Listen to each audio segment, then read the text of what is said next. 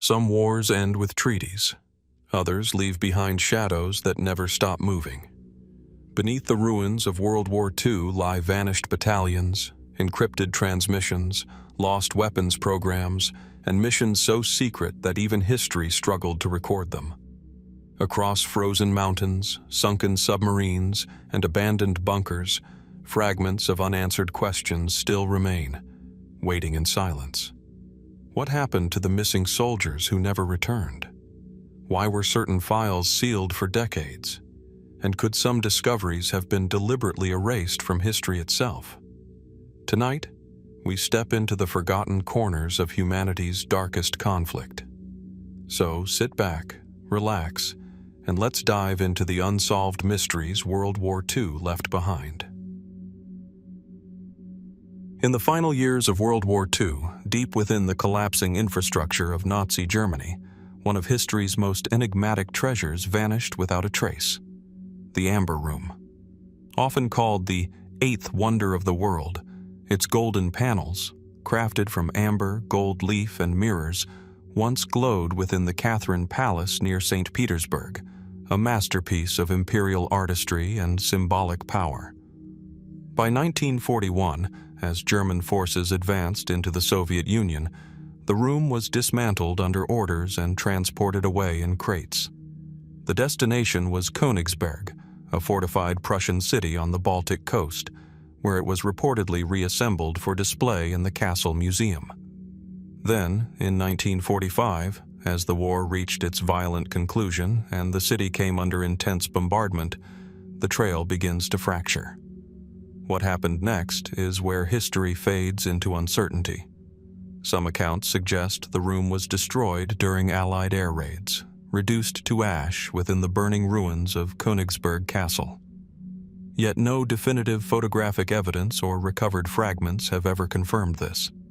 Others argue it was carefully disassembled once again by retreating German units, hidden away in underground bunkers, mines, or coastal storage facilities scattered across East Prussia. And then there are the waters of the Baltic Sea. One persistent theory suggests that the Amber Room never made it inland at all, that it was loaded onto a ship during evacuation efforts and lost at sea, possibly sunk during chaotic naval movements in 1945. The cold, dark depths of the Baltic, already known to conceal countless wrecks from wartime convoys, become a silent archive of possibilities. Could a shipwreck still hold its golden cargo, sealed beneath layers of silt and time? Post-war Soviet investigations added further complexity.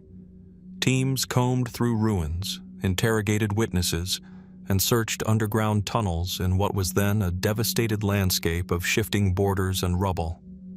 Some testimony hinted at hidden compartments beneath castles and monasteries. Other leads pointed toward remote storage sites that were later repurposed or sealed off during the Cold War. But every lead dissolved into contradiction.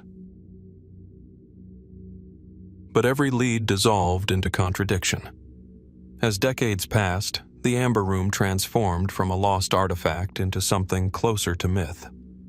Some fringe theories propose that it was secretly transported further west during the final chaos of retreat, hidden in private collections or smuggled abroad in fragments. Others suggest deliberate destruction, carried out to prevent its capture, ensuring that no victor could claim it. Still, none of these explanations have ever been conclusively proven. Not a single verified shard has surfaced in any official excavation. Today, the reconstructed Amber Room stands in Catherine Palace, painstakingly rebuilt in the early 21st century, yet its original counterpart remains absent, its fate locked somewhere between war, silence, and speculation. So the question lingers, unresolved and heavy with history. Was the Amber Room destroyed in the final fires of Königsberg, swallowed by the sea, or still hidden in a place that no one has yet thought to look?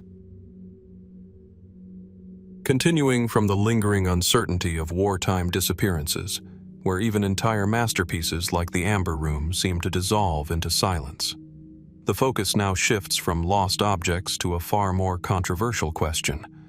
What truly happened in the final days of Adolf Hitler? Beneath the ruined streets of Berlin, buried under layers of concrete, smoke, and collapsing ideology, lies the remains of the Führer bunker. It was here, in late April 1945, that the final chapter of the Third Reich is said to have unfolded. A confined network of reinforced rooms, dimly lit and increasingly cut off from the outside world, became the stage for one of the most debated deaths in modern history. According to widely accepted historical accounts, Adolf Hitler died by suicide on April 30, 1945, alongside Eva Braun, whom he had married just a day earlier. Soviet forces were closing in on Berlin. Artillery thundered overhead. Inside the bunker, witnesses later described a deteriorating atmosphere of isolation, despair, and denial as the Nazi regime collapsed around them. Yet, even in this well-documented narrative, uncertainty lingers in the details. Hitler's body, it is reported, was quickly taken outside, partially burned in the garden of the Reich Chancellery, and later recovered by Soviet troops. But the chaos of those final days, combined with restricted access, conflicting testimonies, and political secrecy, created a vacuum where questions could easily take root. The Soviets initially withheld full disclosure, and for years, speculation filled the gaps left by incomplete information. Was the identification of the remains truly definitive? Or were the circumstances too fragmented to confirm with absolute certainty? These uncertainties became fertile ground for alternative theories that continue to circulate decades later. One of the most persistent ideas suggests that Hitler did not die in the bunker at all, but instead escaped Berlin during its final collapse. In this version of events, he is said to have fled through covert evacuation routes, possibly aided by loyal operatives, eventually reaching South America. Remote regions, particularly in Argentina, are often cited in these theories as potential hiding places, where isolated settlements and sympathetic networks allegedly provided refuge to former Nazi officials. Declassified intelligence documents from various countries have, at different times, acknowledged unverified reports and witness claims suggesting sightings of individuals resembling Hitler in the years following the war. However, none of these accounts have ever been substantiated with conclusive evidence. Another layer of speculation focuses on the concept of deception within the bunker itself. Some theories propose the use of body doubles, individuals trained or selected to resemble Hitler closely enough to mislead observers in moments of crisis. According to these claims, such a strategy could have been used to stage a death scene, allowing the real figure to disappear while confusion reigned in the final days of Berlin's fall. Historians generally regard these ideas as lacking credible evidence, pointing instead to forensic analyses and eyewitness testimonies from those present in the bunker. Yet even these accounts are not without inconsistencies. Stress, fear, and the speed of unfolding events may have affected perception and memory, leaving small gaps that later interpretations have expanded into larger mysteries. Complicating matters further is the broader context of post-war intelligence operations. In the early Cold War period, misinformation, propaganda, and counterintelligence efforts often blurred the line between fact and speculation. Competing political narratives sometimes amplified uncertainty rather than resolving it. And so, two parallel narratives continue to exist. One, grounded in historical consensus, describes a dictator's final moments in a sealed underground bunker as defeat closed in from all sides. The other, shaped by ambiguity and absence, imagines escape routes, substitutions, and unanswered possibilities stretching far beyond Berlin's ruins. Why, after so many decades, does this moment in history still resist complete closure? Is it the nature of war itself, its chaos leaving fragments rather than clarity? Or does the secrecy of those final days conceal something that was never fully recorded? As with so many events at the end of World War II, The boundary between documented history and enduring mystery remains delicately unstable. And in that fragile space between certainty and doubt, questions continue to echo through time, waiting for answers that may never fully arrive. As the questions surrounding Hitler's final fate linger in the shadows of Berlin's ruins, where certainty fractures into competing narratives, another wartime mystery emerges thousands of kilometers away, in a landscape dense with jungle, mountains, and secrecy. The Philippines. Across its rugged terrain, beneath limestone hills, volcanic soil, and dense rainforest canopies, lies the setting of one of the most persistent and controversial legends of World War II, Yamashita's gold. Named after General Tomoyuki Yamashita of the Imperial Japanese Army, the story speaks not of a single treasure, but of a vast and systematically hidden collection of looted wartime wealth. Gold bars, precious stones, artifacts taken from occupied territories across Southeast Asia, allegedly gathered during Japan's wartime expansion, are said to have been transported and concealed in the final years of the conflict. The end of the war came swiftly and violently in the Pacific, leaving behind destroyed cities, collapsing command structures, and a hurried effort to erase evidence of what had been taken. But where exactly was it hidden? That question has driven decades of searches, testimonies, and speculation. In the immediate post-war years, accounts emerged from laborers, soldiers, and alleged participants describing a vast network of underground tunnels and sealed chambers constructed across the Philippine archipelago. Some stories point to mountain regions in Luzon, where deep excavation sites were allegedly forced into existence under strict secrecy. Others describe coastal caves reinforced and concealed, their entrances erased by landslides or deliberate demolition. Yet official historical records remain cautious.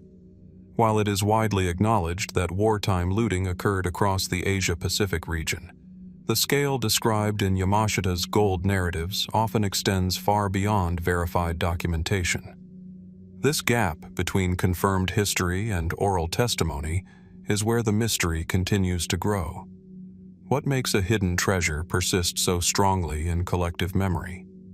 Is it the fragmentary nature of war, or the human tendency to reconstruct meaning from absence? In the decades that followed, reports of discoveries surfaced sporadically. Individuals claimed to have uncovered gold bars buried in remote excavation sites or sealed underground chambers. Some of these finds were documented. Others remained unverified, fading into rumor and legal disputes. The Philippine landscape itself, geologically complex and historically contested, adds another layer of difficulty, making large-scale verification nearly impossible in many regions. And yet, the legend refuses to disappear. One line of interpretation suggests that Yamashita's gold was systematically dispersed rather than stored in a single location. According to this view, the treasure was broken into smaller caches, hidden across multiple sites to reduce the risk of total discovery. If true, this would mean that no single location exists to be found, only fragments scattered across an entire archipelago, waiting in silence beneath decades of environmental change. Another perspective leans toward the idea of deliberate misdirection. Some accounts propose that false information was circulated intentionally during and after the war, either to protect assets, obscure responsibility, or redirect attention away from key locations. In this reading, the mystery is not just about where the gold is, but whether the map itself was ever meant to be understood. More speculative theories go further still, suggesting that portions of the treasure were recovered covertly in the post-war period by intelligence networks or private actors, later entering global financial systems through indirect channels. These ideas remain unverified and widely debated, yet they persist in public imagination, fueled by the sheer scale of what is alleged. What complicates the story further is the passage of time itself. Jungle growth reclaims excavation sites. Coastal erosion reshapes caves. earthquakes alter underground structures. Even if significant caches once existed, the natural world may have already rewritten their locations beyond recognition. And so the question becomes less about a single hidden vault, and more about whether history can ever fully account for what was buried under the urgency of defeat and retreat.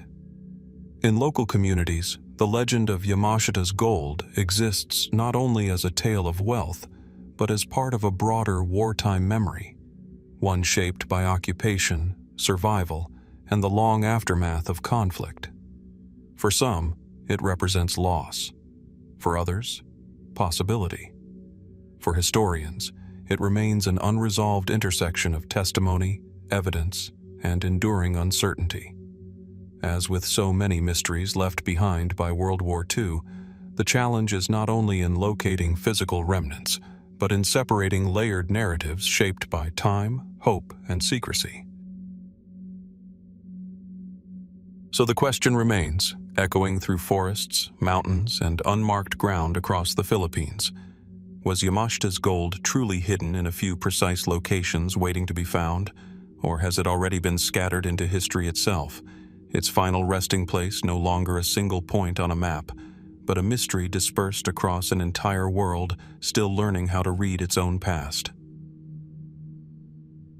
Continuing from the lingering uncertainty of hidden wartime fortunes, buried beneath jungles, caves, and shifting maps of memory, another disappearance emerges from the final collapse of the Third Reich.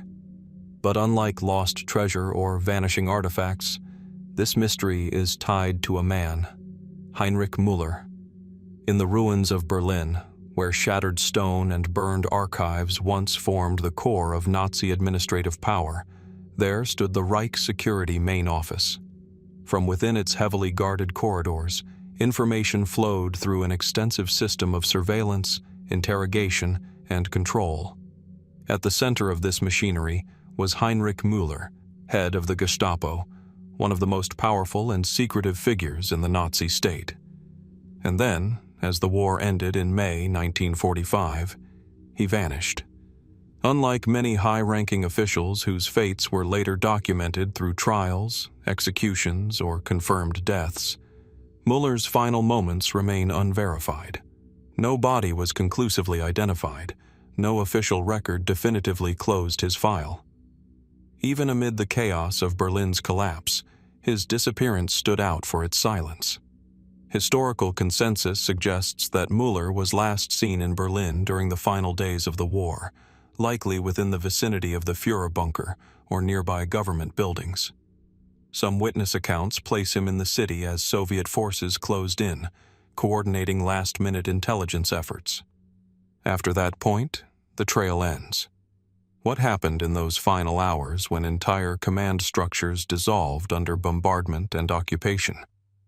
One mainstream explanation holds that Müller died during the fall of Berlin, either in combat, by suicide, or buried beneath the rubble of collapsing infrastructure. The destruction of the city was so extensive that many remains were never recovered or identified. In this view, Müller simply became one of countless names lost to the final chaos of war. Yet even this explanation carries uncertainty, because no physical evidence ever confirmed it. This absence opened space for alternative interpretations. One of the most persistent theories suggests that Müller successfully escaped Berlin during its final encirclement. In the confusion of surrender and displacement, it is argued, some officials may have used forged identities, covert escape routes, or sympathetic networks to flee Europe entirely. Over time, various unverified reports placed former Nazi officials in different parts of the world, particularly in South America, where post-war migration routes were complex and poorly documented in certain regions. Müller, given his access to intelligence and counterintelligence operations, is often included in such narratives. According to these ideas, his knowledge would have made him both a valuable asset and a target, depending on who might have encountered him after the war. Another line of speculation turns inward, toward intelligence operations of the early Cold War period. In the years following 1945, competing global powers absorbed former intelligence personnel from multiple sides of the conflict. Within this context, some theories propose that Müller may have been recruited, coerced, or otherwise integrated into post-war intelligence structures under an assumed identity. These claims remain unverified and are widely debated, with historians pointing to the lack of concrete documentation supporting such scenarios. Still, the secrecy surrounding intelligence recruitment during that era means that not all records are complete, and some archives remain partially closed or fragmented. This gap in documentation continues to fuel speculation. There are also accounts that suggest Müller was captured by Soviet forces during the fall of Berlin and subsequently interrogated. According to this version, he may have died in custody or been transferred deeper into Soviet territory. However, no official Soviet record has ever confirmed his capture, and inquiries conducted after the war yielded no definitive conclusion. What makes Müller's disappearance particularly compelling is not just the absence of evidence, but the contrast it creates with the meticulous record-keeping of the regime he served. A system known for surveillance and documentation ultimately produced one of its own most untraceable figures. How does someone so deeply embedded in a structure of control simply vanish at the moment that structure collapses? Over time, the mystery of Heinrich Müller has become less about locating a single individual and more about understanding the breakdown of information itself. In the final days of the war, records were destroyed, orders were fragmented, and communication lines disintegrated. In that environment, certainty became increasingly difficult to preserve. Even eyewitness testimonies, gathered years later, often conflict in small but significant ways. Memory under extreme stress, shifting political contexts, and the passage of decades all contribute to a landscape where clarity is difficult to achieve. And so the figure of Müller remains suspended between categories. Neither confirmed dead nor verified alive, neither fully accounted for nor completely absent from historical possibility. Some historians argue that this ambiguity is not unusual for the closing moments of large-scale conflict, where documentation fails under pressure and individuals become lost in systemic collapse. Others see in it a reminder of how even highly structured systems can dissolve into uncertainty when confronted with their own end. As with many unresolved threads of World War II, the story of Heinrich Müller is less about providing a final answer and more about tracing the limits of what can be known. Was he simply one of the many who disappeared into the ruins of Berlin, never recovered and never identified? Or does his absence reflect something more complex about the transition from war to post-war order, where identities blurred, records fractured, and certain figures slipped beyond the reach of historical certainty? And if so, how many other names, like his, remain suspended in that same space between documentation and disappearance, waiting in silence for a clarity that may never arrive?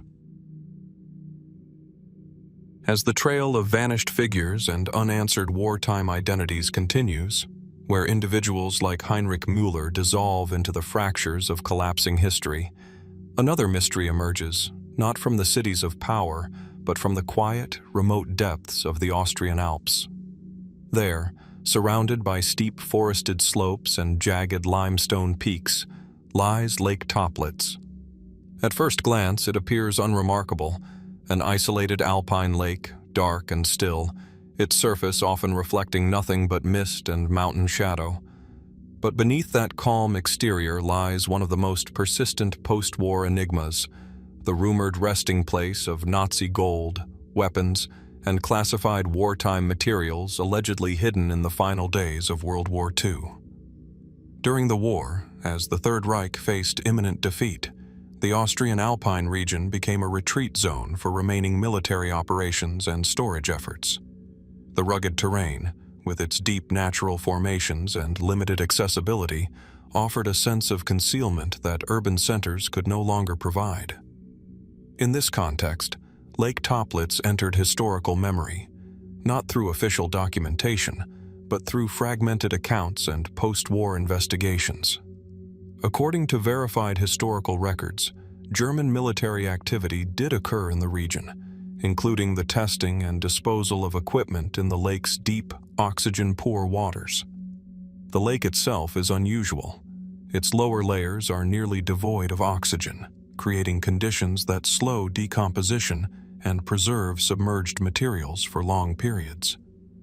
This scientific detail would later fuel speculation about what might still remain hidden beneath its surface.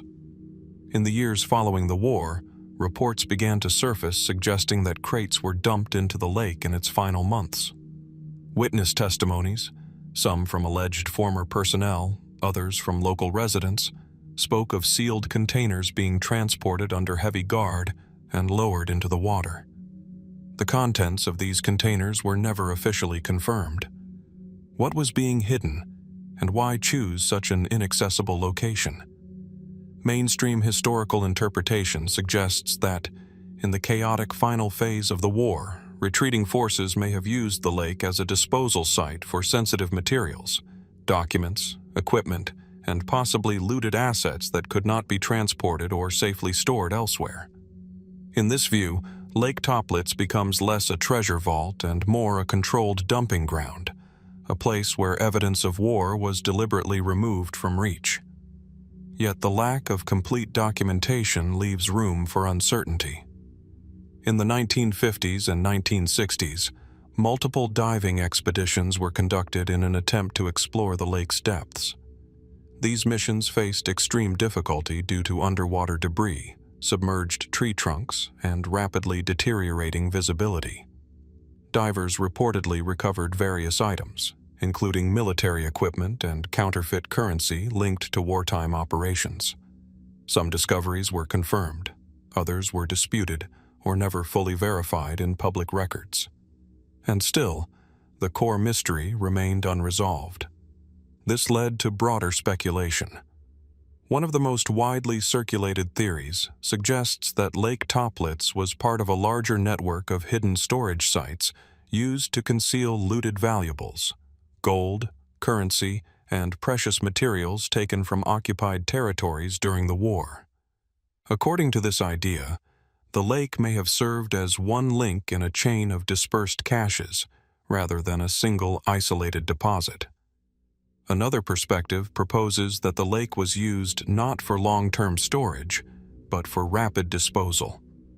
In the final weeks of the war, as administrative structures collapsed and retreat became disorganized, materials of strategic or incriminating value may have been discarded hastily. In this interpretation, what lies beneath the lake is not a coordinated treasure system, but the residue of a breakdown in control. Still, the persistence of unexplained findings continues to fuel alternative interpretations. Some accounts describe sealed containers that resisted corrosion, or materials recovered that hinted at broader financial or intelligence operations. Others reference alleged documents, never publicly verified, suggesting that specialized units were tasked with securing and relocating valuable assets through concealed routes across alpine terrain. What complicates these narratives is the environment itself. Lake Toplitz is not easily accessible. Its steep surroundings, unstable terrain, and layered sediment make exploration difficult even with modern equipment. Over time, natural processes have further obscured visibility, meaning that whatever lies at its bottom is not only hidden by intention, but also by geography and time. Could this isolation be the reason the mystery persists? Unlike urban archives or documented events, the lake resists systematic investigation. Each expedition adds fragments, but no complete picture emerges. Every recovered object raises further questions. Why was it there? How did it arrive? And what else might remain undetected in deeper layers? In this way, Lake Toplitz becomes more than a physical location. It transforms into a layered archive of possibility, where confirmed wartime activity, anecdotal testimony, and unresolved findings overlap without fully converging into certainty. As with many mysteries left in the aftermath of World War II, interpretation depends heavily on incomplete evidence. What is factually verified forms only a partial outline. What surrounds it is shaped by absence, speculation, and the limits of access. And so the lake remains, quiet and opaque beneath the alpine mist, holding its secrets in a depth that has resisted full disclosure for decades. Is what lies beneath Lake Toplitz simply the remnants of a collapsing war machine discarding its final traces? Or does the lake still conceal something more structured, more intentional, waiting in layers of sediment and silence for a discovery that has yet to be made? For now, the water gives no answer. As the silence of Lake Toplitz lingers, its dark waters holding fragments of wartime uncertainty beneath an alpine stillness, our journey moves further east into the borderlands of modern-day southwestern Poland. Here rises the Owl Mountains, a dense, forested range of stone and shadow where mist clings to the ridgelines and the ground itself seems to conceal more than it reveals. Beneath this landscape lies one of the most enigmatic engineering projects of World War II, a vast underground complex known collectively as Project Rees, meaning giant. Unlike the improvised concealments of retreating armies, this was not a temporary structure. It was systematic, deliberate, and immense. During the final years of the war, the Nazi regime initiated large-scale construction deep within the Owl Mountains. Tunnels were carved through solid rock, reinforced with concrete, steel, and extensive support systems. The purpose of these underground spaces remains partially documented but never fully clarified. Official records suggest a combination of military headquarters, industrial facilities, and secure command centers intended to withstand bombing campaigns that had already devastated German cities. But the scale of excavation raises further questions. Why such an enormous subterranean network in a region already under increasing pressure from advancing forces? Today, visitors to the site encounter long, echoing corridors, unfinished passages that lead into darkness, chambers with no clear function, and reinforced sections that abruptly end as if construction was halted mid-thought. Some areas appear operational in intent, with ventilation shafts and infrastructure suggesting long-term use. Others feel abandoned, as though plans changed suddenly, leaving only stone and silence behind. Historical interpretation generally agrees on one point: the complex was never completed. By 1945, as Allied and Soviet forces closed in, construction efforts were disrupted, and much of the workforce was either displaced or reassigned.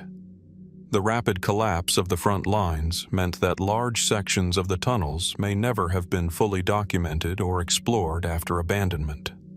And it is within this gap, between partial construction and sudden disappearance, that speculation begins. Some theories propose that the tunnels were intended to serve as a secure command center for high-ranking officials, potentially offering protection from aerial bombardment while maintaining operational control. In this view, the Owl Mountains were a strategic fallback position, designed to preserve leadership continuity even as surface infrastructure failed. Others suggest a more expansive purpose, that the network was part of a broader system of concealed facilities spread across occupied territories, designed for storage, research, or classified wartime projects. In these interpretations, the tunnels are not isolated structures but nodes within a hidden architectural framework that extended beyond a single region. What might have been moved into such deep, concealed spaces during the final phase of the war? This question has fueled decades of exploration, both official and informal. Post-war investigations uncovered partial documentation, architectural plans, and construction records, but large portions remain missing or incomplete. This absence has allowed for competing narratives to emerge. Some accounts describe sealed chambers that were never reopened. Others reference equipment or infrastructure that suggests technological experimentation beyond standard military applications of the time. However, none of these claims have been conclusively verified. The physical reality of the site adds to the complexity. The tunnels are extensive but fragmented, with sections collapsed, flooded, or deliberately sealed. Natural erosion and decades of neglect have further obscured pathways, making full mapping extremely difficult. Even modern surveying technology has struggled to reconstruct a complete picture of the original design. And so, uncertainty persists. One line of speculation focuses on whether key materials or assets were relocated into the tunnels during the final weeks of the war. According to this idea, as defeat became inevitable, sensitive resources may have been moved underground for protection or concealment. If this occurred, it raises further questions about whether any such materials remain undiscovered within inaccessible sections. Another perspective considers the possibility that parts of the complex were intentionally erased, either destroyed during retreat or sealed in ways that prevent future access. In this interpretation, the mystery is not only what lies within the tunnels, but what was deliberately removed from historical record. There are also more speculative narratives that suggest the Owl Mountains network was connected to other subterranean sites across Central Europe, forming part of a larger system of hidden infrastructure. While these ideas remain unverified and debated, they reflect the broader uncertainty surrounding late-war construction projects carried out under extreme secrecy and time pressure. What makes the site particularly compelling is the contrast between its physical permanence and its historical ambiguity. The tunnels remain solid, carved into rock, resistant to time, yet their intended purpose is fragmented, reconstructed only through partial records and interpretation. Walking through these corridors today, one is confronted not with answers, but with structure without explanation. Long passages lead into darkness. Empty chambers suggest function without documentation. Reinforced walls stand as reminders of intention, even when that intention is no longer clear. And so the Owl Mountains remain suspended between history and hypothesis. Was this vast underground network a final attempt at survival, a strategic refuge built too late to be used? Or does it represent something more complex, an incomplete system whose full design was never meant to be seen, and whose purpose may still be partially hidden beneath layers of stone and silence? As with so many wartime mysteries, the deeper we descend, the more the questions multiply. And somewhere within those cold, silent tunnels, history itself seems to pause, waiting, perhaps, for a clarity that has yet to emerge. As the cold silence of the Owl Mountains lingers, stone corridors fading into darkness, their purpose still partially obscured, our journey shifts once again. This time, from underground complexes carved into rock, to the far quieter disappearance of a man who operated in plain sight, yet vanished into historical uncertainty. Budapest, winter of 1944. The city stands frozen under siege, its streets fractured by war and occupation. Snow gathers along shattered facades, while the Danube flows dark and indifferent through a capital caught between collapsing regimes. In this environment of escalating violence and mass persecution, one figure moves through the chaos with a different purpose. Raoul Wallenberg. A Swedish diplomat stationed in Hungary, Wallenberg arrived in Budapest under the auspices of humanitarian intervention. His mission, officially defined through diplomatic channels, was to assist in the protection of Jewish populations facing deportation and extermination during the final phase of World War II. Through the issuance of protective passports and the establishment of safe houses, he became associated with one of the most extensive rescue efforts in occupied Europe. By early 1945, as Soviet forces encircled Budapest and German control disintegrated, Wallenberg's presence in the city placed him at the intersection of shifting military and political powers. It is here, in the closing days of the siege, that his documented story comes to an end. He was last officially recorded on January 17, 1945, when he was taken into custody by Soviet military authorities. And then, he disappears. What followed is one of the most enduring diplomatic mysteries of the 20th century. Initial Soviet reports suggested confusion about his fate. Some accounts implied he may have died during transport or shortly after detention. Others indicated he was transferred to Moscow for interrogation, possibly under suspicion of espionage or political activity beyond his diplomatic role. However, no consistent or fully transparent record of his subsequent whereabouts was ever publicly released. In the years that followed, inquiries from Swedish officials and international organizations were met with fragmented responses. Documents surfaced sporadically, but none provided a definitive conclusion. The absence of clarity created a space where uncertainty could grow. Was Wallenberg executed shortly after his capture? Did he die in prison during the chaotic early post-war period? Or was something more prolonged and complex at play within the opaque systems of Soviet detention? Over time, testimonies began to emerge from former prisoners and officials who claimed to have encountered a foreign prisoner matching his description in Soviet facilities years after his disappearance. These accounts varied in detail and credibility, but they introduced the possibility that Wallenberg may have survived far beyond the point initially assumed. Some reports placed him in prisons and labor camps across the Soviet Union, suggesting he may have been moved repeatedly between locations under strict secrecy. Others described hearing his name referenced in interrogations or administrative records, though none of these claims were ever conclusively verified. The lack of consistent documentation is central to the mystery. Unlike many wartime figures whose fates were eventually confirmed through physical evidence or official records, Wallenberg's case remains marked by gaps in archival continuity.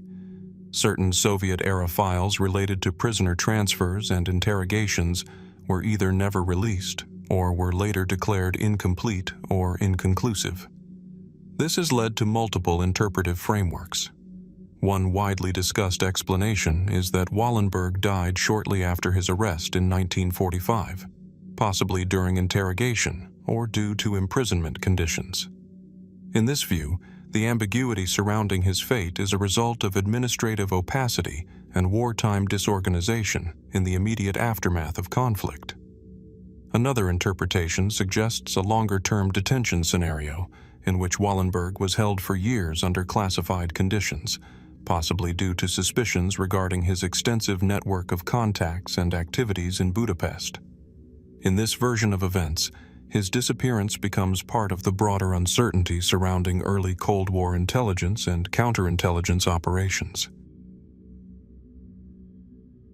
There are also more speculative theories, which propose that Wallenberg's identity or fate became entangled in broader geopolitical calculations, where information was intentionally obscured or withheld for strategic reasons. These ideas remain unverified and exist largely in the realm of conjecture, reflecting the lack of closure in available historical records. What makes this case particularly striking is not only the absence of an answer, but the consistency of the unanswered question across decades. Despite repeated investigations, declassified material reviews, and diplomatic efforts, no universally accepted conclusion has been reached. Even modern archival access has not fully resolved the issue. Some documents have been released, offering partial insight into Soviet detention systems and prisoner categorization processes, but none provide a direct, unbroken account of Wallenberg's final fate. And so, he remains suspended in historical ambiguity. A diplomat who entered a collapsing city with humanitarian intent, who operated in the narrow space between war and survival, and who then disappeared into a system where records blur and certainty dissolves.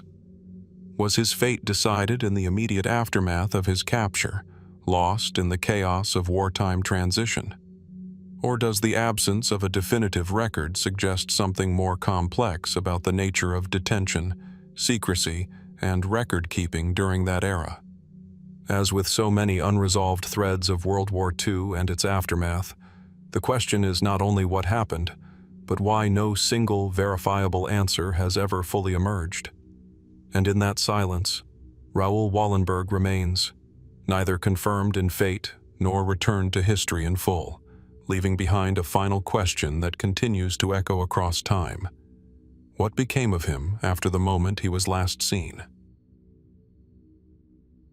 As the uncertainty surrounding Raoul Wallenberg lingers, his final fate still suspended between fragmentary records and unanswered diplomatic inquiries, our exploration moves deeper into the shadowed intersections of science, secrecy, and wartime experimentation.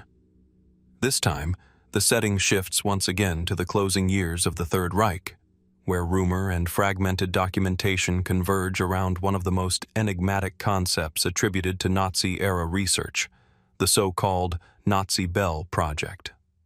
In the final phase of World War II, as Allied forces advanced across Europe, numerous German research facilities were relocated underground or dispersed into concealed locations. Among these, certain accounts describe a highly classified experimental program, allegedly referred to in post-war testimonies as Die Glocke, the bell.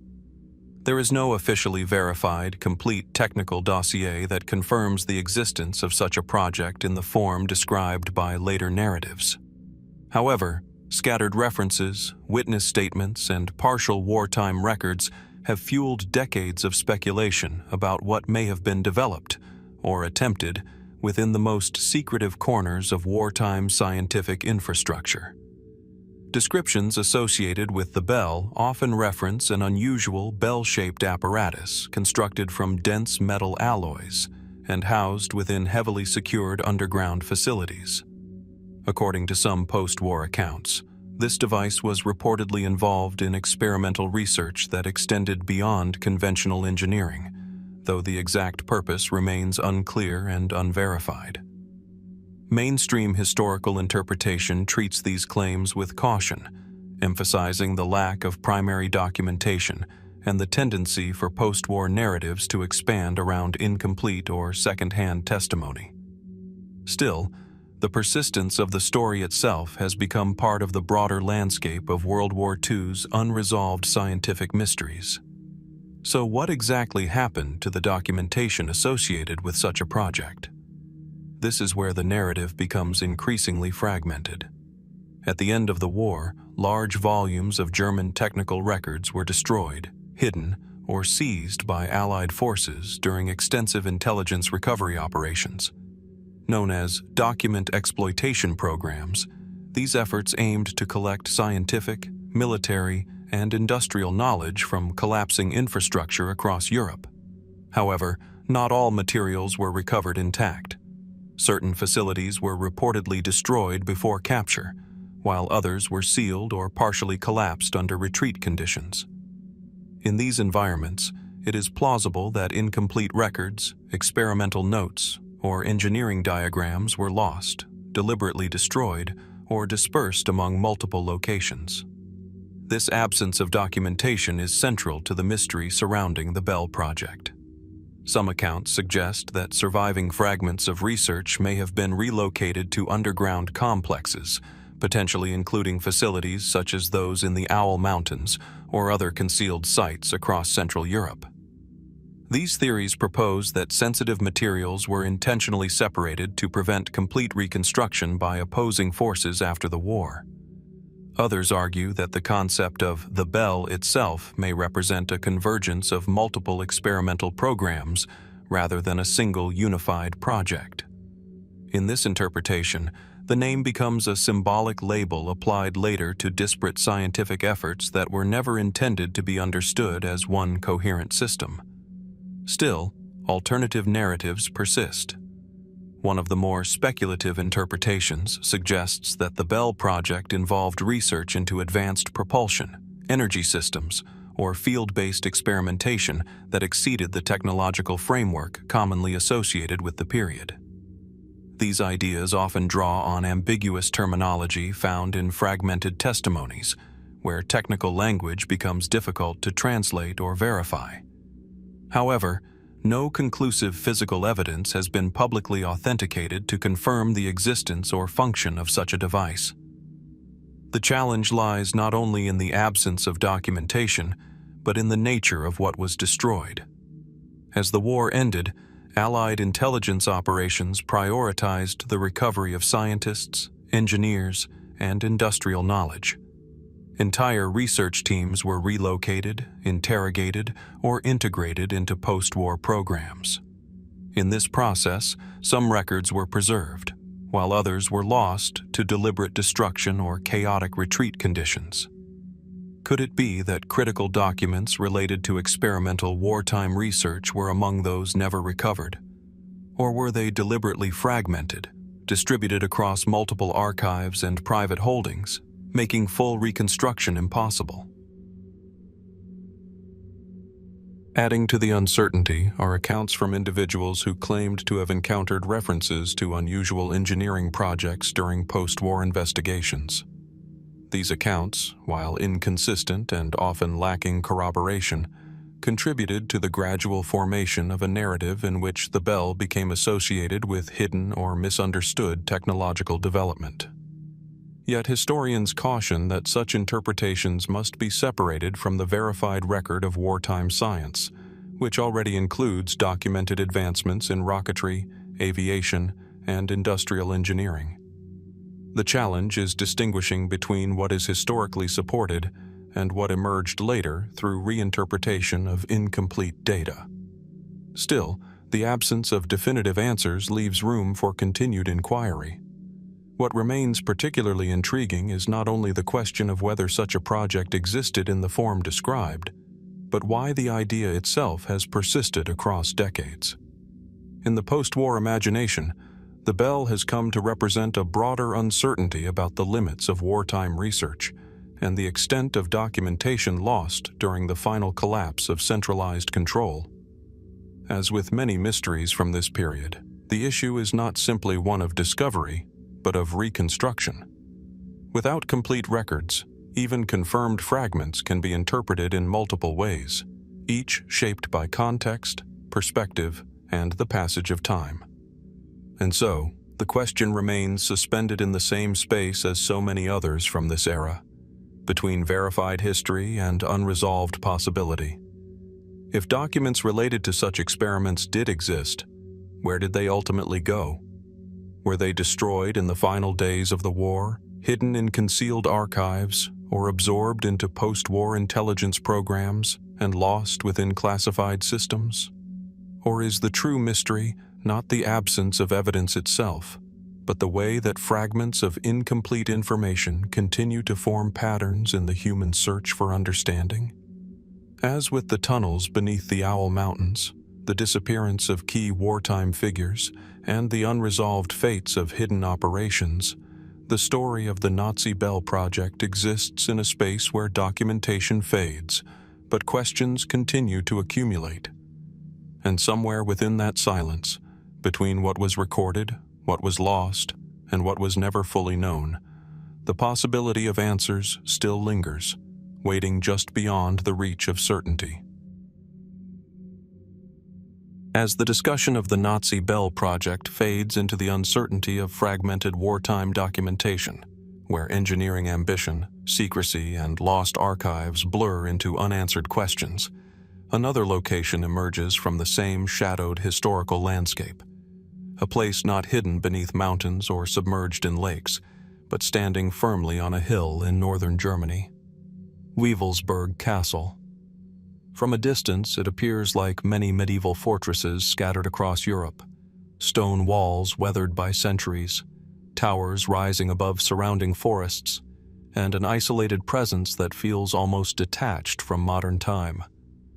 But during the Third Reich, this castle was transformed into something far more complex than its original medieval purpose.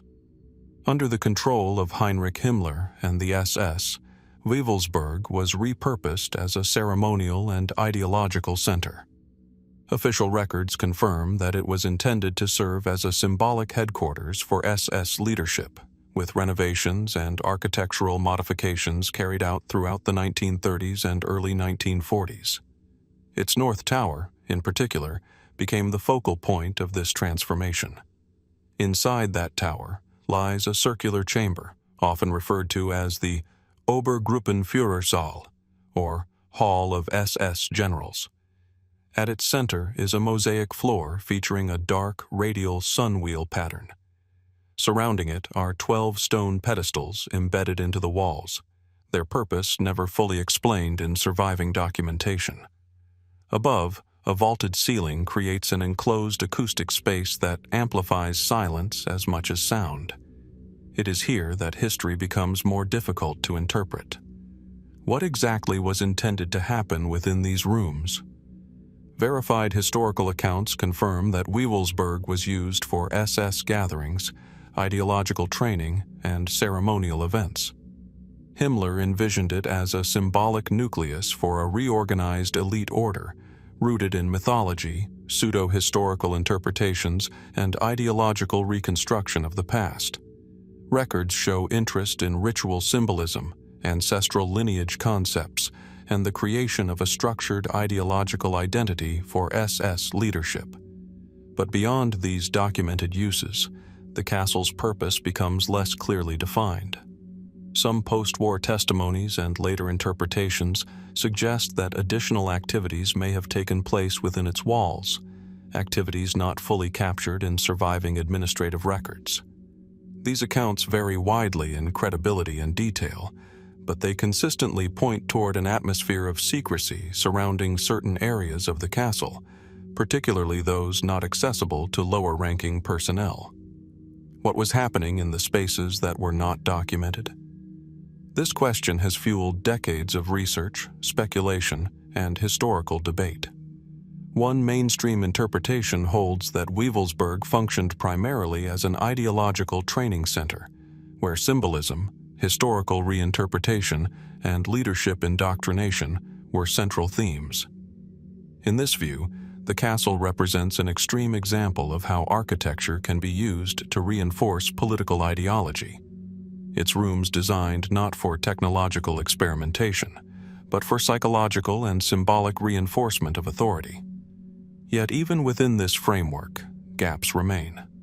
Certain construction plans and architectural modifications lack full explanation in surviving records. Some rooms appear to have been repurposed multiple times without clear documentation of their final intended function. Wartime destruction and post-war removal of materials further complicate efforts to reconstruct a complete operational picture of the site. And so, alternative interpretations have emerged. One line of speculation suggests that Wewelsburg may have been used for more esoteric or experimental ideological practices, blending mythological symbolism with attempts to construct a unified belief system for SS leadership. These interpretations often draw on references to ritual structure, spatial design, and controlled gatherings held in specific chambers of the castle. However, historians emphasize that there is no verified evidence of scientific or technological experimentation occurring at Wewelsburg comparable to industrial or military research sites. The documented record remains focused primarily on ideological, administrative, and ceremonial functions. Still, the absence of complete documentation allows room for continued inquiry. During the final years of the war, as Allied forces advanced into German territory, many SS facilities were evacuated, destroyed, or partially dismantled. Archives were burned, relocated, or fragmented. Wewelsburg itself sustained damage and was partially abandoned, leaving behind physical structures that outlived their full contextual explanation. What remains today are architectural spaces rich in symbolism but incomplete in documentation. Was it simply a ceremonial center built upon ideological symbolism, as the historical record most strongly suggests? Or does its architectural complexity reflect layers of intent that were never fully recorded, leaving behind only fragments for later generations to interpret. As with so many locations tied to the final years of World War II, the deeper one looks, the more the structure seems to hold both clarity and uncertainty at the same time. And in that space between what is known and what is missing, Wewelsburg Castle remains, silent, symmetrical, and unresolved, inviting the same question that echoes through so many mysteries of its era.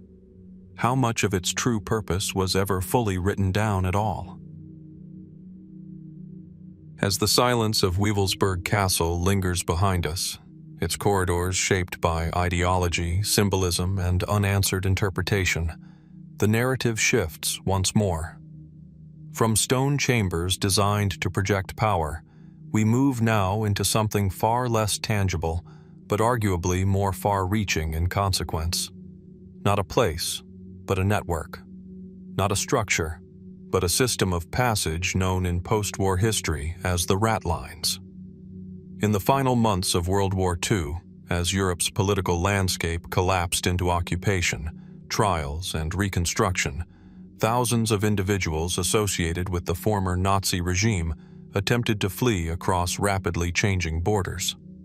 The infrastructure of escape that emerged during this period was not officially documented as a single coordinated operation, yet patterns observed in post-war investigations suggest the existence of organized routes facilitating movement out of Europe.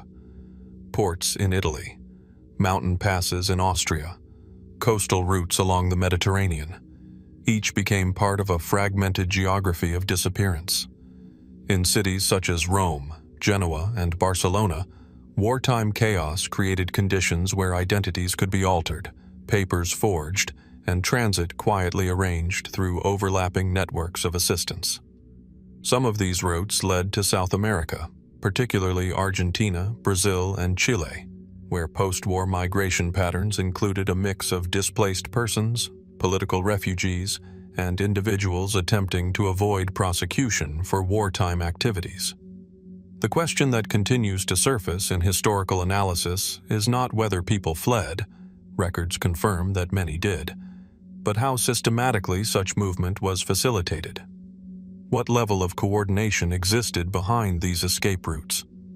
Mainstream historical research acknowledges that informal and semi-organized networks did exist. These included clergy members, humanitarian organizations, and displaced persons assistance systems operating in the chaotic aftermath of war. In some cases, these structures were exploited or intersected with individuals seeking to evade capture. Certain documented cases confirm that former SS members and other officials successfully left Europe using falsified documents and transit assistance. These instances are part of the established historical record. However, the extent to which these movements were connected to a centralized system remains a subject of debate. This is where interpretation diverges. One perspective suggests that the so-called Ratlines were not a single coordinated operation, but rather a series of overlapping, opportunistic escape routes that developed organically in the vacuum left by collapsing state authority. In this view, the movement of individuals was facilitated by confusion, displacement, and fragmented post-war governance rather than a unified organizational structure. Another interpretation proposes a more structured framework, in which certain escape routes may have been knowingly supported or indirectly facilitated by individuals or groups operating within post-war environments for ideological, political, or logistical reasons. These claims remain controversial and are not universally supported by documented evidence, but they continue to appear in historical discourse due to inconsistencies and gaps in archival records. Why, for example, do certain travel documents appear incomplete or inconsistent across different jurisdictions during this period? Why do some individuals seem to have passed through multiple checkpoints with minimal verification despite the heightened security conditions of post-war Europe? These questions do not produce simple answers, but they highlight the complexity of reconstructing movement during a time when administrative systems themselves were under reconstruction. Another layer of uncertainty comes from intelligence activity in the early Cold War period. As former Allied and emerging global powers sought to secure scientific knowledge, strategic assets, and political advantage, various networks of former officials and intermediaries were absorbed into broader intelligence landscapes. Within this environment, documentation was sometimes classified, fragmented, or never fully centralized. This has led to speculation that certain escape routes may have intersected with intelligence priorities, though the extent and nature of any such overlap remains unverified and widely debated among historians. What is confirmed is that post-war migration to South America included individuals with varied backgrounds, some of whom were later identified as having been involved in wartime administrations. Legal proceedings, extradition attempts, and investigations in subsequent decades have confirmed specific cases, but they do not provide a complete map of how or why all movements occurred. And so the broader structure of the Ratlines remains partially visible, like a network traced only through its endpoints rather than its full internal design. Ports where ships departed under altered identities, churches and safe houses where documents were issued or modified, border crossings where records were inconsistently maintained. Each point suggests a pathway, but not necessarily a unified system. Still, the persistence of the term Ratlines itself reflects how historical memory has organized these fragmented events into a conceptual framework. Whether that framework corresponds to a centralized operation or a retrospective categorization of multiple independent movements remains unresolved. In the absence of complete records, interpretation becomes dependent on partial documentation, survivor testimony, and post-war intelligence assessments. Each source offers insight, but none provide a definitive structure that fully explains the scale or coordination of these escapes. And so the mystery persists, not only in what is known, but in what remains structurally absent from the historical record. Were the Ratlines primarily a product of chaos, where individuals exploited collapsing systems to flee accountability? Or do they represent something more coordinated, embedded within the transitional spaces between war and post-war order, where documentation was incomplete and oversight fragmented? As with so many elements of the final years and aftermath of World War II, the challenge lies not only in tracing movement, but in understanding the systems that allowed movement to occur with such inconsistency and opacity. And somewhere within that network of roots, identities, and vanished records, another question remains open. How many of those who disappeared along these paths were fully accounted for, and how many continue to exist only in the gaps between what was recorded and what was never fully known? As the uncertain pathways of the Ratlines fade into the fragmented geography of post-war escape, where records blur between survival, concealment, and incomplete documentation, our investigation turns inward once again, toward something quieter, more archival in nature, yet no less enigmatic. Paper, documents, records that were meant to preserve knowledge, but instead became part of history's disappearance. At the center of this next mystery lies the Ahnenerbe.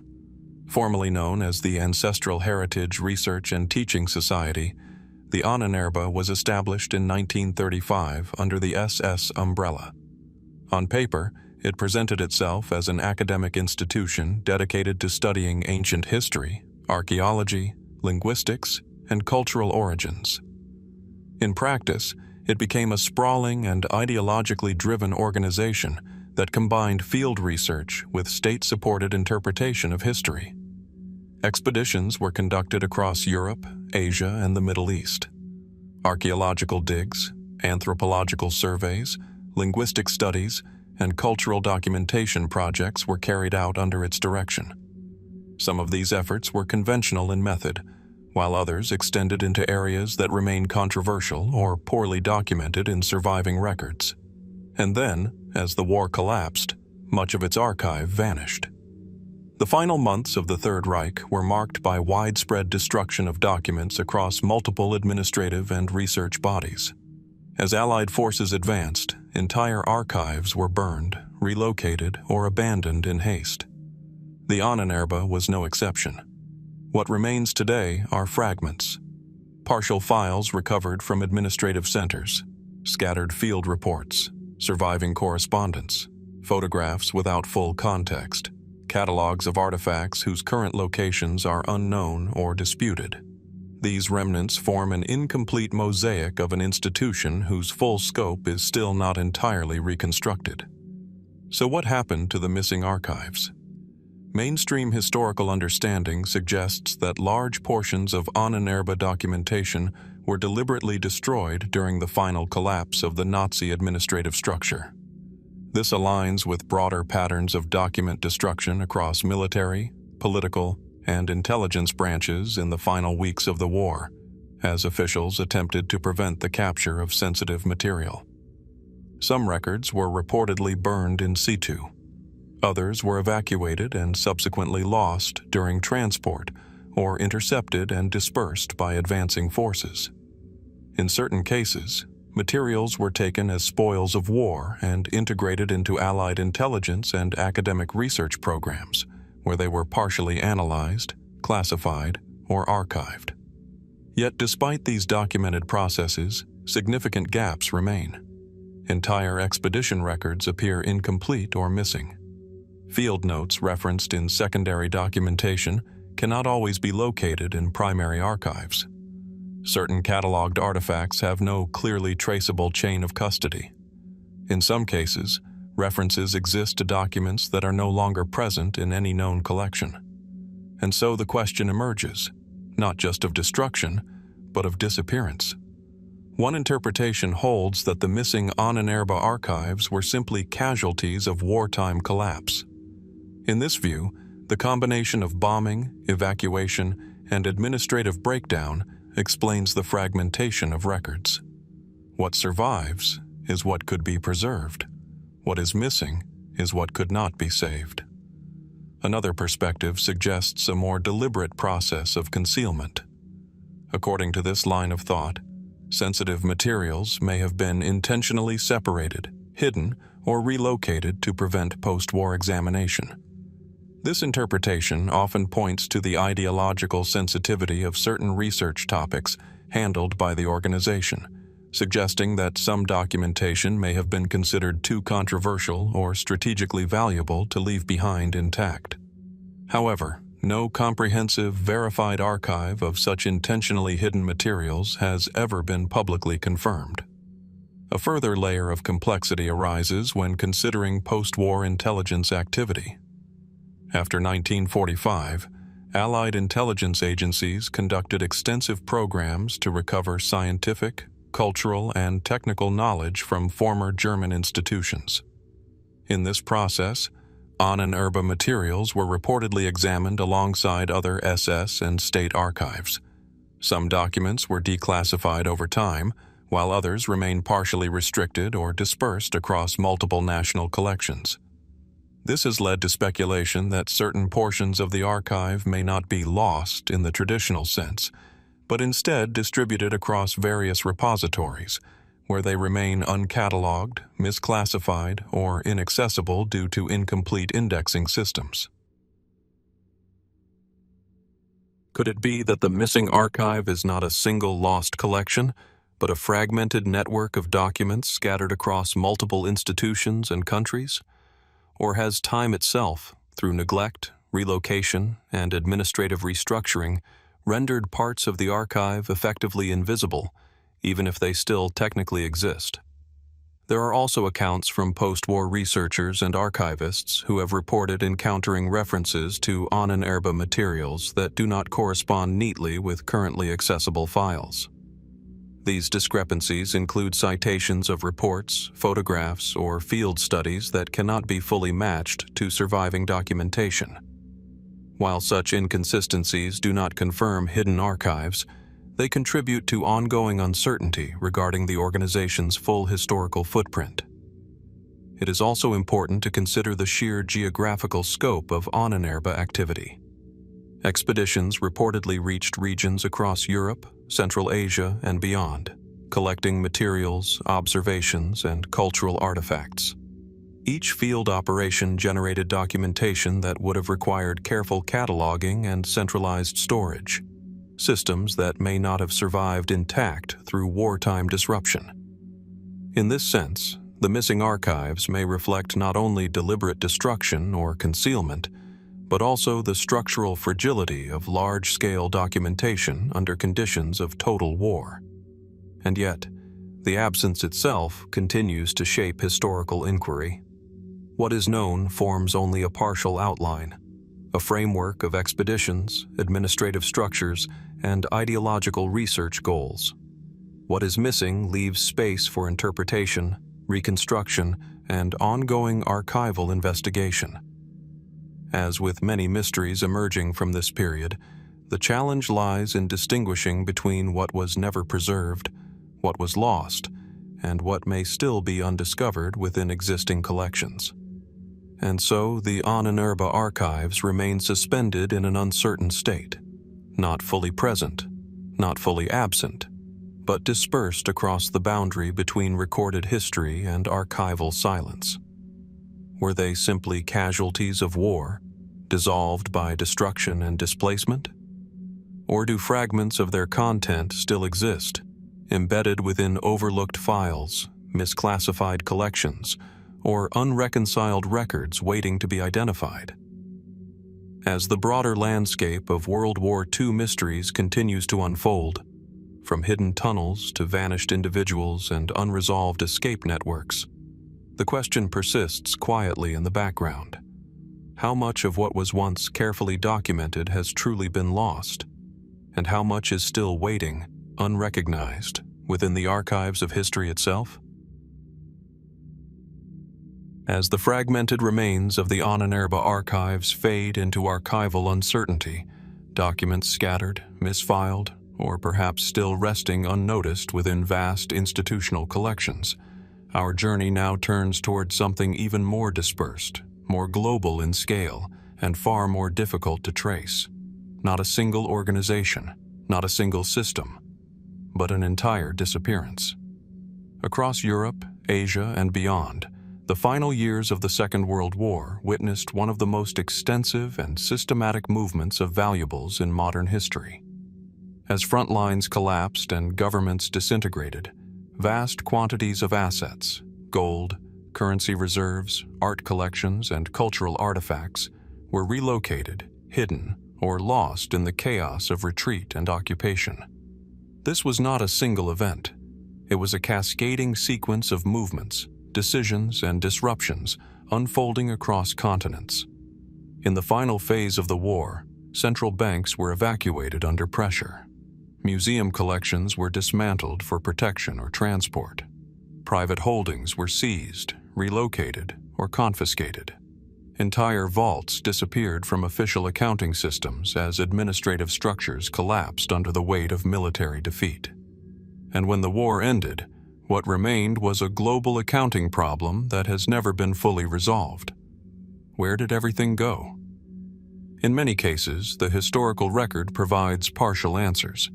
Allied recovery operations documented large-scale redistributions of looted assets, particularly in Europe, where organized efforts were made to locate and return cultural property and financial reserves. Some materials were successfully traced back to their origins. Others were absorbed into post-war restitution systems. Detailed inventories were compiled, cross-checked, and archived. But despite these efforts, significant gaps remain. Entire collections appear in wartime records, but not in post-war inventories.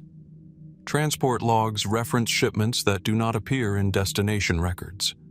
Financial reserves documented before occupation sometimes vanish from subsequent accounting systems without clear explanation.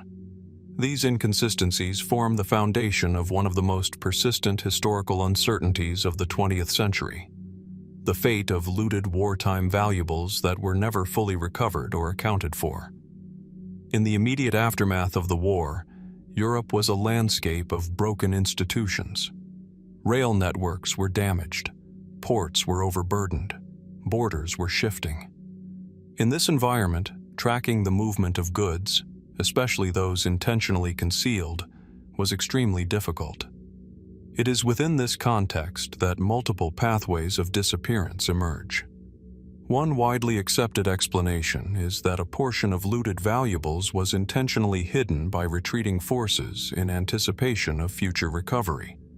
This could include buried caches, sealed vaults, concealed transport routes, or storage in remote or difficult-to-access locations. In this interpretation, the disappearance is not accidental, but strategic, a deliberate attempt to preserve assets during collapse. Evidence supporting this includes documented instances of concealed storage discovered in post-war years, where hidden compartments, underground caches, or disguised facilities were found containing valuables linked to wartime movements. However, these discoveries, while significant, represent only fragments of a much larger and incomplete picture. Another explanation focuses on redistribution during chaos. As regimes collapsed, control over assets fractured. Individuals, units, and administrative bodies sometimes acted independently, moving valuables without centralized coordination. In such cases, items could have been relocated multiple times, changing hands across different regions, eventually losing any traceable chain of custody. This process, layered movement through unstable systems, creates a scenario in which disappearance is not a single act, but an accumulation of undocumented transitions. Yet there remains another dimension to the mystery: post-war recovery and classification. After 1945, Allied forces and emerging national governments initiated extensive recovery operations. Art restitution programs were established. Financial investigations were conducted. Warehouses and storage facilities were cataloged. But the sheer scale of displaced material meant that not all items could be immediately identified or matched to their original ownership. Some assets were stored in temporary facilities pending verification. Others were cataloged under incomplete descriptions. Over time, administrative restructuring, institutional mergers, and archival reclassification introduced further complexity into the tracking of these materials. Could it be that some of what is considered missing is not lost, but simply misidentified or misfiled within vast institutional systems? This possibility highlights a key aspect of the mystery: the difference between physical disappearance and documentary disappearance. In many cases, the objects themselves may still exist within collections, but without sufficient provenance data to connect them to their origins. Beyond official records, oral histories and post-war testimonies introduce additional layers of uncertainty. Reports from various regions describe hidden shipments, unmarked storage sites, and covert transportation routes used during the final months of the war. Some accounts reference sealed containers moved through rural areas, underground tunnels, or maritime routes under cover of military retreat. While these narratives are inconsistent and often difficult to verify, they reflect a recurring theme: the rapid and fragmented movement of valuables during collapse. In certain coastal regions, there are accounts of ships departing under irregular conditions, carrying cargo that was never officially logged. In mountainous areas, there are references to sealed caverns or repurposed facilities used for temporary storage. In urban centers, records describe sudden withdrawals of financial reserves under emergency directives, followed by incomplete documentation. Each of these fragments suggests motion, but not resolution. One of the most challenging aspects of reconstructing this history is the absence of a unified system of record-keeping during the final phase of the war. As administrative control deteriorated, documentation became inconsistent, fragmented, or intentionally destroyed. In such conditions, even large-scale movements could leave minimal trace, and so the historical record becomes a mosaic of partial visibility. Confirmed recoveries sit alongside unexplained absences. Documented shipments exist next to missing destinations. Inventories compiled after the war highlight discrepancies that cannot always be reconciled with surviving wartime logs. This has led some researchers to propose broader structural explanations. One interpretation suggests that the disappearance of valuables is not a single mystery, but a collection of overlapping processes: concealment, redistribution, destruction, misclassification, and incomplete recovery efforts. In this view, there is no singular hidden vault or centralized repository of missing assets, only a vast network of fragmented outcomes shaped by the collapse of multiple systems simultaneously. Another perspective considers whether some assets may have been intentionally integrated into post-war financial systems through indirect channels. While such claims remain difficult to substantiate, they reflect ongoing debates about the complexity of post-war economic reconstruction and the movement of capital during transitional periods. Yet even within these broader frameworks, many individual cases remain unresolved. Specific artworks that appear in wartime photographs but not in post-war collections. Gold reserves documented before occupation but absent afterward. Cultural artifacts cataloged by institutions but never physically recovered. Each case contributes to a larger pattern of discontinuity. And so the question persists, not only of where these valuables went, but of how such large-scale disappearance could occur across multiple regions, systems, and jurisdictions without complete resolution. Was it the result of deliberate concealment, fragmented evacuation, and chaotic collapse? Or does it reflect something even more complex? The inability of even extensive documentation systems to fully capture movement under conditions of total war. As with many mysteries from this era, the answer may not lie in a single location or event, but in the accumulation of countless small uncertainties spread across geography and time. And somewhere within that vast, unfinished accounting of history, another question quietly remains. How much of what disappeared during the Second World War is still missing? And how much is simply waiting to be recognized within the records we already have?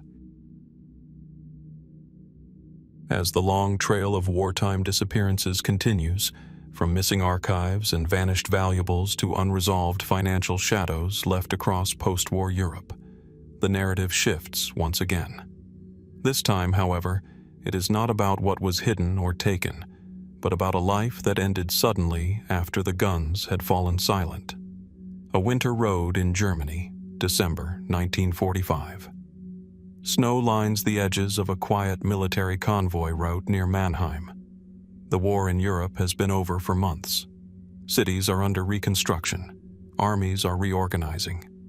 And yet, in this transitional moment between conflict and peace, one of the most prominent American commanders of the Second World War is traveling through occupied territory under post-war military assignment. General George S. Patton, known for his aggressive battlefield strategies, rapid armored advances, and uncompromising leadership style, Patton was one of the most recognizable Allied commanders of the war. By late 1945, he had been appointed to oversee occupation duties in Germany, a role far removed from the fast-moving combat operations that defined his military reputation. On December 9, 1945, Patton was involved in a vehicle accident near Heidelberg. The official account states that his staff car collided with a U.S. Army truck. While others involved in the incident sustained minor injuries, Patton himself suffered severe trauma. He was taken to a military hospital in Heidelberg, where he was diagnosed with a spinal injury and paralysis. 12 days later, on December 21, 1945, he died.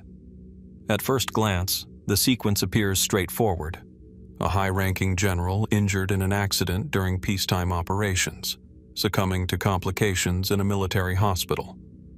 This is the widely accepted historical explanation, supported by official military records and contemporary medical reports. Yet, as with many figures deeply embedded in the strategic and political structures of wartime leadership, the circumstances surrounding his final days have continued to draw attention. Part of the enduring interest lies in the abrupt transition from survival of global conflict to death in a non-combat situation. Patton had survived some of the most intense armored engagements in Europe. He had operated in environments of sustained danger, yet his life ended not on a battlefield, but in a controlled post-war setting. Why does such a figure end his story in this way? The official explanation attributes his death to complications arising from his injuries sustained in the crash, including embolism and related medical conditions. Medical documentation from the period supports the conclusion that his injuries were severe and ultimately fatal within the conditions of mid-20th century military medicine. However, the lack of full public access to certain post-incident investigative details has allowed for continued discussion and interpretation. Some questions arise from the nature of the collision itself. The circumstances of the accident were investigated by military authorities, and reports concluded it was a traffic incident involving an army transport vehicle. However, like many wartime and immediate post-war military investigations, documentation is not always fully comprehensive by modern standards. Details such as visibility conditions, vehicle positioning, and operational context are recorded, but gaps in witness interpretation and reconstruction remain part of the archival record. Was it simply an accident under difficult conditions of post-war military logistics? Or did the complexity of military movement in occupied territory introduce factors that are no longer fully reconstructible? Over time, alternative interpretations have emerged, though they remain speculative and not supported by verified historical evidence. Some theories suggest that Patton's death may have involved more than a routine accident, pointing to his outspoken views during the early post-war period. Patton was known for expressing controversial opinions regarding occupation policy and the future of Europe, which occasionally placed him at odds with other elements of military and political leadership structures. However, there is no confirmed documentation linking these views to any deliberate action surrounding the incident. Other interpretations focus on the broader context of post-war geopolitical transition. In late 1945, the Allied powers were shifting from wartime cooperation to emerging Cold War tensions. Military leadership structures were being reorganized, and strategic priorities were beginning to diverge. In such a complex environment, speculation has occasionally connected high-profile figures to broader narratives of political recalibration. Still, these ideas remain outside the boundaries of documented historical evidence. What is firmly established is that Patton's injuries were severe, that he received immediate medical attention, and that he died under hospital care following a period of deterioration consistent with his diagnosed condition. Yet even within this established framework, certain elements contribute to the enduring fascination with his death. The speed of events, the abrupt transition from survival to fatal outcome, the timing at the end of a global conflict, and the presence of one of the most prominent military figures of the war in a controlled post-war environment. These factors, while not evidence of alternative explanations, have ensured that the circumstances remain a subject of continued public interest and historical reflection. Another layer of complexity lies in how post-war military documentation was managed. The immediate aftermath of World War II involved extensive administrative restructuring. Records were compiled rapidly, often under operational pressure, and later archived across multiple systems. While this does not inherently suggest omission or alteration, it does mean that not all records are equally detailed or accessible by modern standards. In cases involving high-ranking military figures, documentation tends to be more extensive than average. However, even within such records, certain investigative materials are not always fully included in public-facing summaries. This structural reality has contributed to ongoing curiosity about the full scope of the incident. Beyond documentation, the symbolic nature of Patton's role in the war also shapes how his death is perceived. As a commander associated with rapid movement, decisive action and large-scale armored warfare, his final moments contrast sharply with the static and controlled environment in which they occurred. He moved from the fluid chaos of battlefield command to the rigid structure of post-war administration, and finally into a hospital bed where his story ended. That contrast itself has become part of the historical narrative. And so the question persists, not necessarily of what is unknown, but of what feels unresolved in the transition from war to peace. Was his death simply the result of an unfortunate accident compounded by medical limitations of the time? Or does the unusual convergence of timing, circumstance, and historical context explain why this moment continues to attract deeper scrutiny decades later? As with many figures from the Second World War, Patton's legacy is firmly documented in terms of military achievement. Yet his final chapter remains a point where fact and interpretation continue to meet, not in contradiction, but in unresolved proximity. And in that space between documented history and enduring curiosity, one question remains quietly open. When a life defined by war ends so suddenly in peace, is the story ever truly complete? Or does it continue to echo in the questions that follow? As the story of General George S. Patton fades into the uneasy boundary between documented accident and lingering uncertainty, the narrative shifts once more, away from the battlefield, away from post-war command structures, and into one of the most unusual aerial journeys of the Second World War. A dark sky over Scotland, May 1941. Far beneath scattered clouds and shifting winds, a lone aircraft cuts across the night. It is a Messerschmitt Bf 110, a twin-engine German fighter designed for speed, range, and escort operations. But this flight is not part of a combat mission. There are no formations, no radio chatter of engagement, only a single aircraft navigating silently toward British airspace. Inside sits Rudolf Hess. At the time of his flight, Hess was one of the highest-ranking officials in the Nazi hierarchy, serving as deputy Führer and a close associate of Adolf Hitler. His sudden departure from Germany on May 10, 1941, remains one of the most enigmatic individual actions of the entire war. According to verified historical records, Hess flew alone from Germany, crossed the North Sea, and parachuted into Scotland near the estate of the Duke of Hamilton. He was quickly detained by local authorities and transferred into British custody, where he remained for the rest of his life. On the surface, the basic sequence is clear: an unauthorized flight, an unexpected landing, and immediate capture. But the deeper question has never fully disappeared. Why did he go?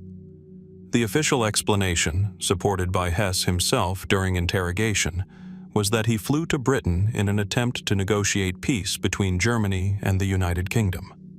He claimed to be acting independently, without authorization from Hitler or the Nazi government.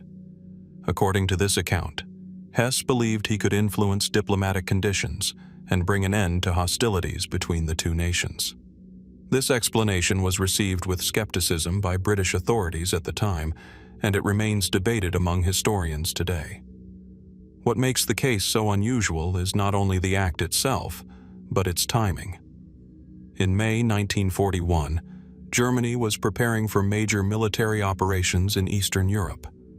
The Nazi leadership was highly centralized, and unauthorized long-range flights by senior officials were extraordinarily unlikely without significant planning or purpose. Hess's position within the regime would have made such an action highly irregular, if not implausible, without prior coordination or awareness. So was this truly a solitary peace mission? Or something more complex? One mainstream interpretation holds that Hess acted independently, possibly influenced by diplomatic misconceptions or personal conviction. In this view, his flight represents an isolated decision made without broader strategic approval, driven by his belief that he could alter the course of the war through negotiation.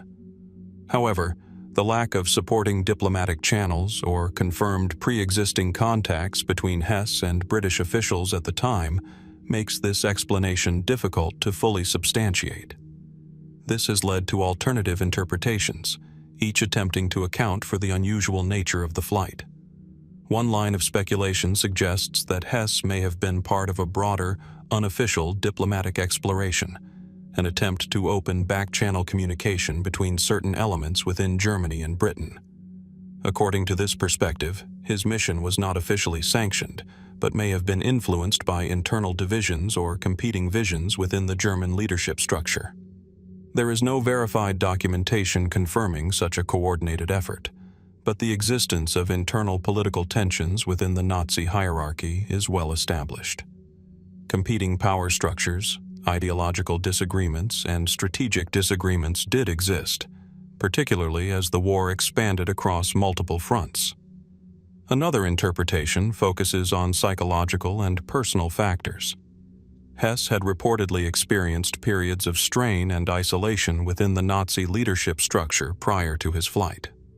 Some historians suggest that his decision may have been influenced by a combination of ideological conviction, personal ambition, and misjudgment of the political landscape. In this reading, the flight becomes a symbolic act of belief in diplomacy that was no longer aligned with geopolitical reality. Still, questions remain. Why Scotland specifically?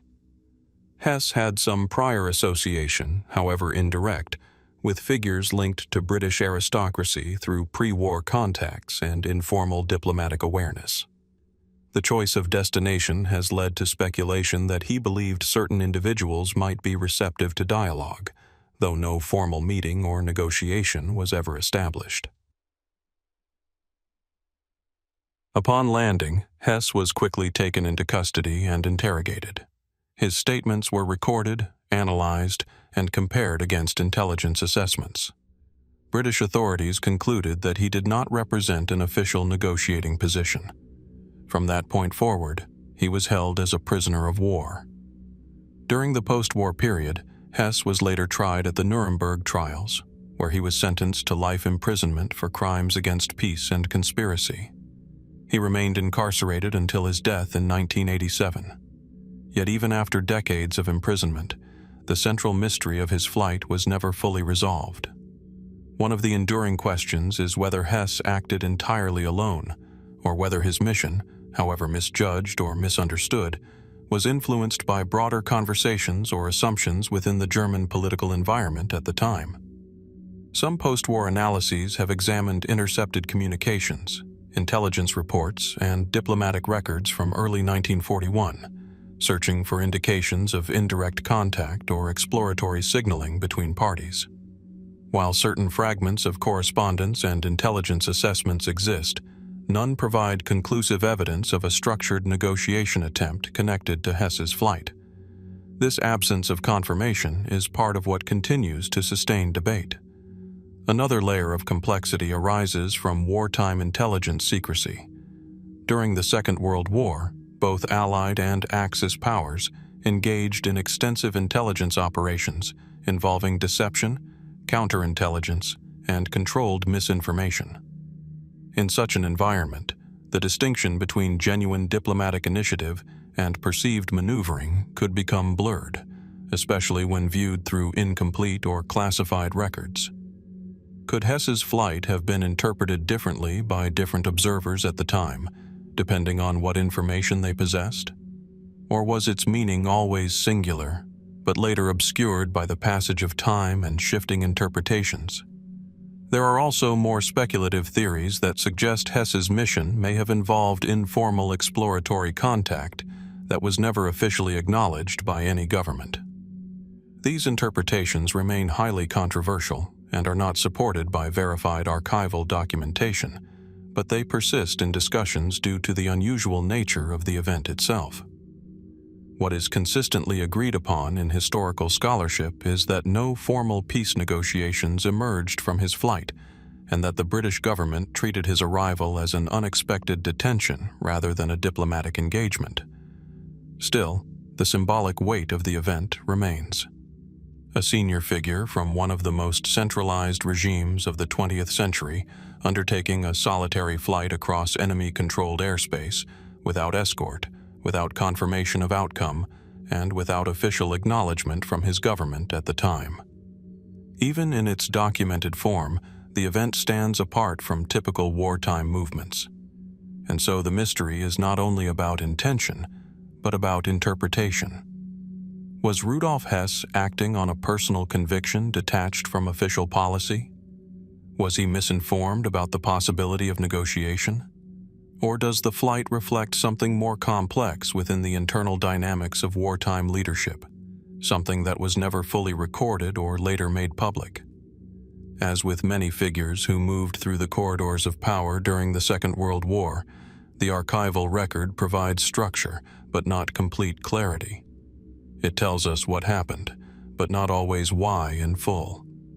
And in the space between action and explanation, between recorded fact and unanswered motivation, the image of that lone aircraft crossing the night sky continues to linger, not as a conclusion, but as a question still suspended in the air. What exactly was Rudolf Hess truly trying to reach when he flew alone into Britain, and how much of that answer has ever been fully known? As the story of Rudolf Hess fades into the lingering ambiguity of intent and interpretation, where a single flight across the night sky still resists a definitive explanation, the narrative shifts once more. This time, away from Europe and its fractured diplomatic shadows, toward the far edges of the former Japanese Empire. A cold, gray expanse of northeastern China. In the region once known as Manchuria, near the outskirts of what is now Harbin, there stood a heavily guarded complex during the Second World War. It was known as Unit 731. At first glance, the site appears industrial in design. Barracks, laboratories, administrative buildings, and secured enclosures arranged within a controlled perimeter. But beneath this outward structure lay one of the most controversial and closely examined programs of wartime history. Official historical records confirm that Unit 731 was a Japanese military research and development unit operating during the 1930s and 1940s. It was established under the command of the Imperial Japanese Army and was formally involved in biological and chemical warfare research. Its activities were conducted in secrecy, and much of its work remained classified during the war. Following Japan's surrender in 1945, the complex was abandoned, and its remaining personnel dispersed. But what happened to the evidence? This question has remained central to historical inquiry ever since. In the immediate aftermath of the war, Allied forces entered occupied territories across Asia, initiating extensive investigations into military installations, research facilities, and administrative records. In many cases, documents were seized, analyzed, or transferred for intelligence purposes. However, accounts from post-war investigations suggest that the archival material related to Unit 731 was fragmented from the very beginning. Some records were reportedly destroyed before the end of the war, as personnel attempted to eliminate evidence of activities that would later become the subject of international scrutiny. Other materials may have been removed during evacuation procedures, transported out of the region, or deliberately hidden. What remains today is an incomplete archive, surviving documents, testimonies, and investigative reports that provide only partial insight into the full scope of operations conducted at the site. And yet, despite this fragmentation, significant historical consensus confirms that Unit 731 conducted extensive research programs during the war. The exact nature and scale of these activities are documented in various post-war investigations and testimonies collected from former personnel and witnesses. However, the central question remains not only what occurred, but what was preserved, or deliberately erased. One mainstream explanation holds that much of the original documentation was destroyed in the final stages of the war as part of a systematic effort to eliminate incriminating evidence. According to this view, retreating personnel prioritized the destruction of records, facilities, and materials that could be used in post-war prosecutions or investigations. This interpretation is supported by accounts describing burning of documents, dismantling of equipment, and rapid evacuation procedures as Soviet and Allied forces advanced into the region. Yet even within this framework, gaps remain. Some references to research files appear in post-war intelligence summaries but cannot be matched to surviving original documents.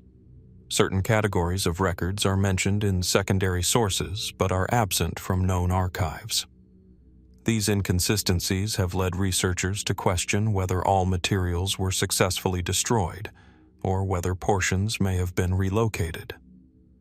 This introduces a second layer of interpretation.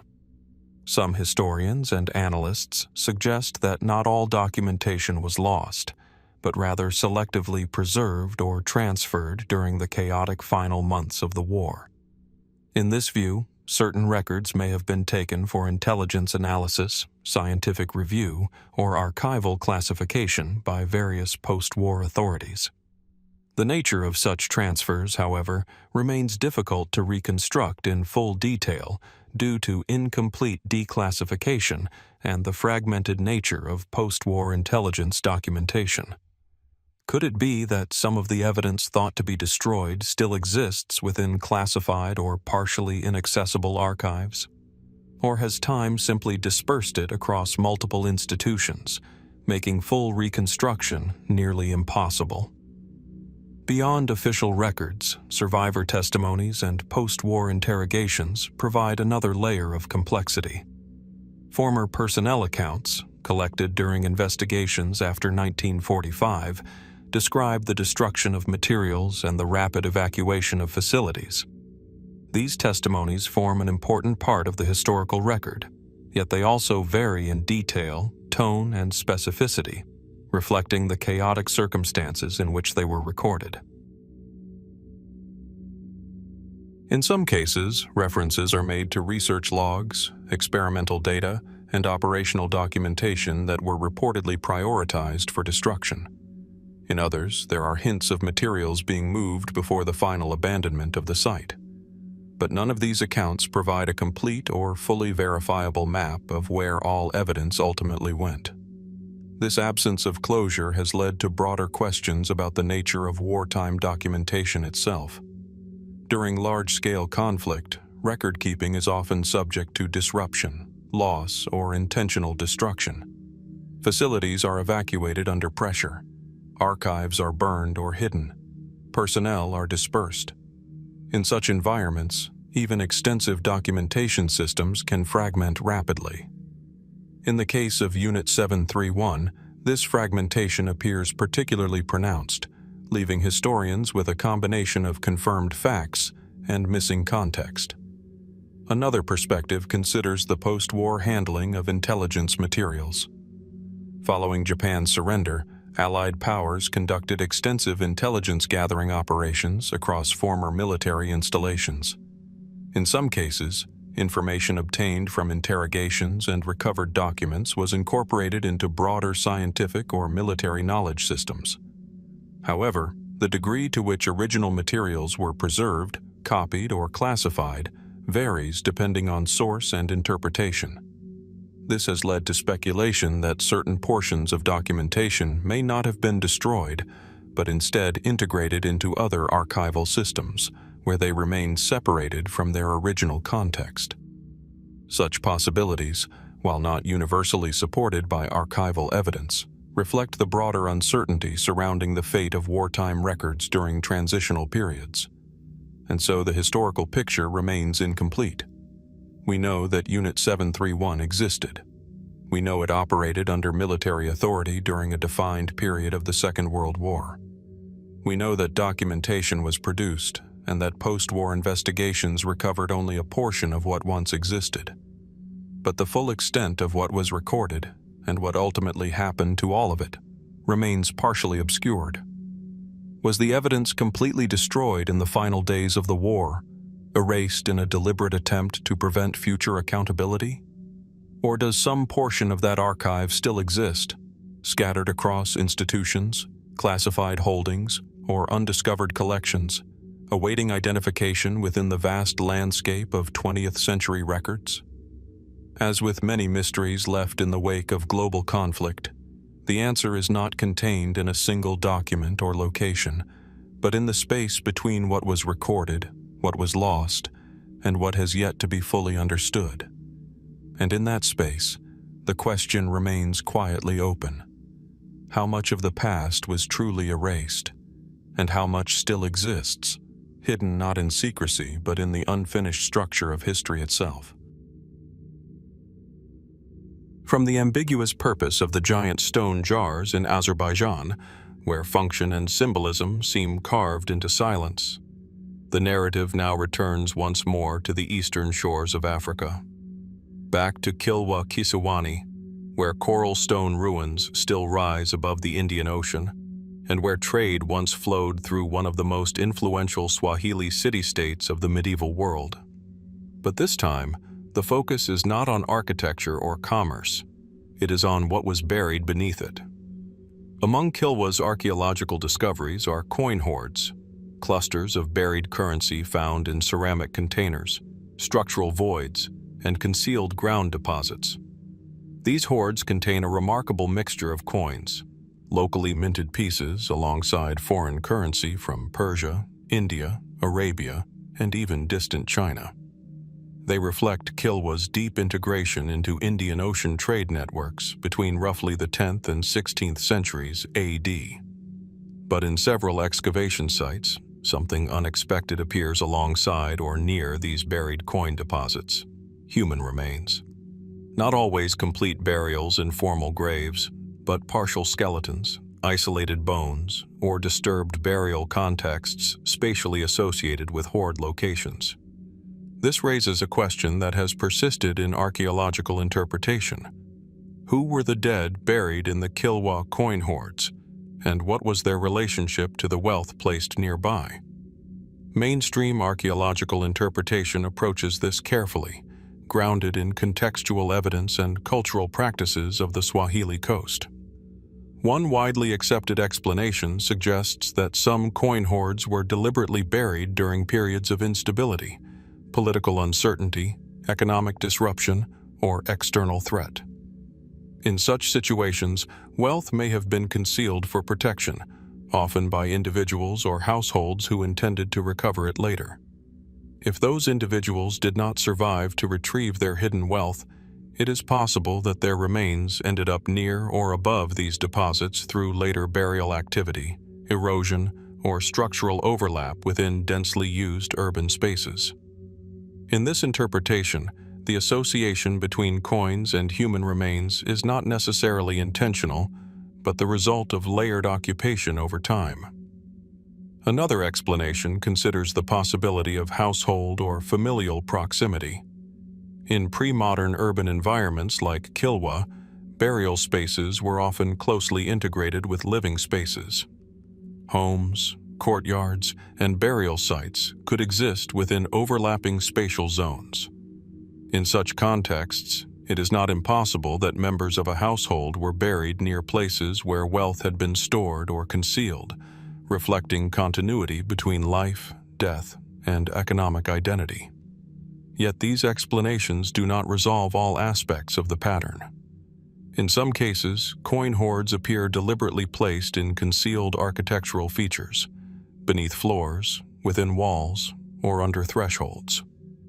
The presence of human remains nearby, though not always directly connected, raises questions about whether these deposits were purely economic, or whether they also held ritual or symbolic significance. From this uncertainty, alternative interpretations emerge. Some scholars suggest that coin hoards may have carried symbolic meaning beyond simple storage. Wealth in medieval Swahili society was not only economic, but also social and political. The act of burying coins could represent a ritualized response to crisis, an attempt to protect not just material value, but lineage, identity, or household continuity. In such a framework, burial of wealth and burial of individuals may occasionally intersect in ways that reflect broader cultural practices surrounding death and transition. Other interpretations focus on periods of conflict or rapid change along the Swahili coast. Kilwa, despite its prosperity, experienced cycles of instability influenced by shifting trade routes, regional power struggles, and external incursions. In such conditions, hurried concealment of wealth may have occurred alongside loss of life, resulting in archaeological overlap that appears more structured than it originally was. There are also more speculative perspectives discussed in broader interpretive traditions. Some propose that certain hoards may have been part of controlled redistribution systems managed by elite households or merchant networks. In this view, wealth could be temporarily hidden, moved, or reallocated as part of economic strategy. If individuals responsible for such systems died during periods of instability, their burial near stored wealth could reflect practical proximity rather than intentional association. Others suggest that repeated reuse of urban space over generations may have blurred the distinction between burial zones and storage areas. Kilwa, like many long-inhabited cities, was not static. Buildings were modified, repurposed, or rebuilt over time.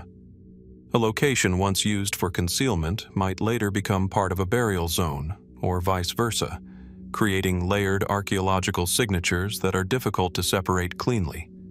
And yet, even with these interpretations, the emotional weight of the discovery remains. Coins represent movement, trade, exchange, connection across oceans. Human remains represent stillness, closure, memory, and identity. When the two appear in close proximity, even without direct causal linkage, they create a tension in the archaeological record that invites deeper reflection. What does it mean when wealth and death occupy the same space, even indirectly?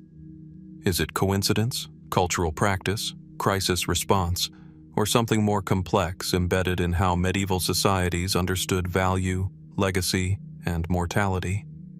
Standing among the ruins of Kilwa Kisiwani today, where coral stone arches frame open skies and the Indian Ocean continues its unbroken rhythm, the buried layers of the city remain largely unseen.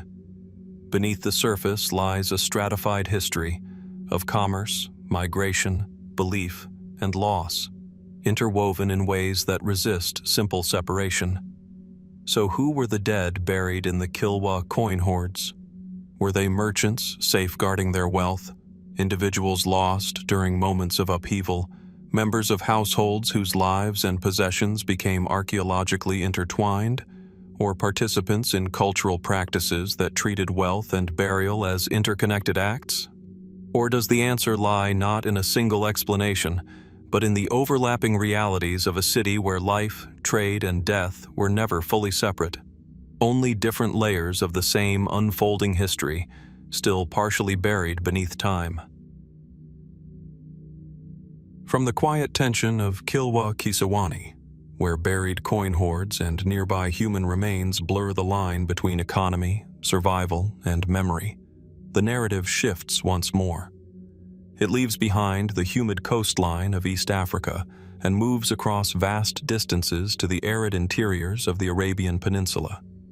Here, where sand dominates horizon and wind reshapes the land daily, lies one of the most visually striking remnants of human abandonment, the ghostly remains of settlements near Al-Madam in the United Arab Emirates. But to understand the mystery fully, it is not enough to look at the abandoned village itself. One must look further back, beneath it, before it, into earlier layers of settlements scattered across the desert fringe. These are the predecessor communities, small, often semi-nomadic or agrarian settlements that once existed along shifting desert routes, long before modern infrastructure stabilized the region. Archaeological and historical research suggests that these earlier settlements were part of a fragile but persistent pattern of habitation across the desert margins. Life here depended on water sources that were unpredictable and seasonal, on trade routes that shifted with political and environmental change, and on survival strategies finely tuned to an unforgiving landscape. Small clusters of dwellings, wells, and temporary structures would rise and fall in response to ecological and economic pressures. And then, at some point, Many of these settlements were simply left behind, not destroyed in a single known event, not recorded in dramatic conquest narratives, but gradually, and then suddenly, absent from continued occupation. What caused this abandonment? Mainstream historical interpretation begins with environmental and economic explanations. One widely accepted view suggests that gradual changes in water availability played a central role. In desert environments, even minor shifts in groundwater levels or rainfall patterns can determine whether a settlement remains viable. Wells may have dried. Seasonal resources may have become less reliable. Over time, communities would have been forced to relocate closer to more stable water sources. Another explanation focuses on shifting trade routes. For centuries, inland desert settlements in the Arabian Peninsula were connected to wider regional networks of trade, linking coastal ports, inland caravan routes, and agricultural zones. As maritime trade increased in importance and transportation patterns evolved, some inland routes may have lost relevance. Settlements that depended on passing trade could have declined economically, leading to gradual abandonment. There is also the possibility of broader socio-political change. Tribal movements, regional consolidation, and the emergence of more centralized settlements may have encouraged population shifts away from smaller, dispersed communities toward larger, more stable urban centers. In such a scenario, abandonment would not be sudden collapse, but coordinated migration over time. Yet, when looking at the archaeological footprint of these predecessor settlements near Al-Madam, something more complex emerges. In some cases, structures appear intact but unused. Walls remain standing. Foundations are preserved. Domestic spaces show little evidence of catastrophic destruction. It is as though life simply stopped occupying them, rather than being forcibly removed.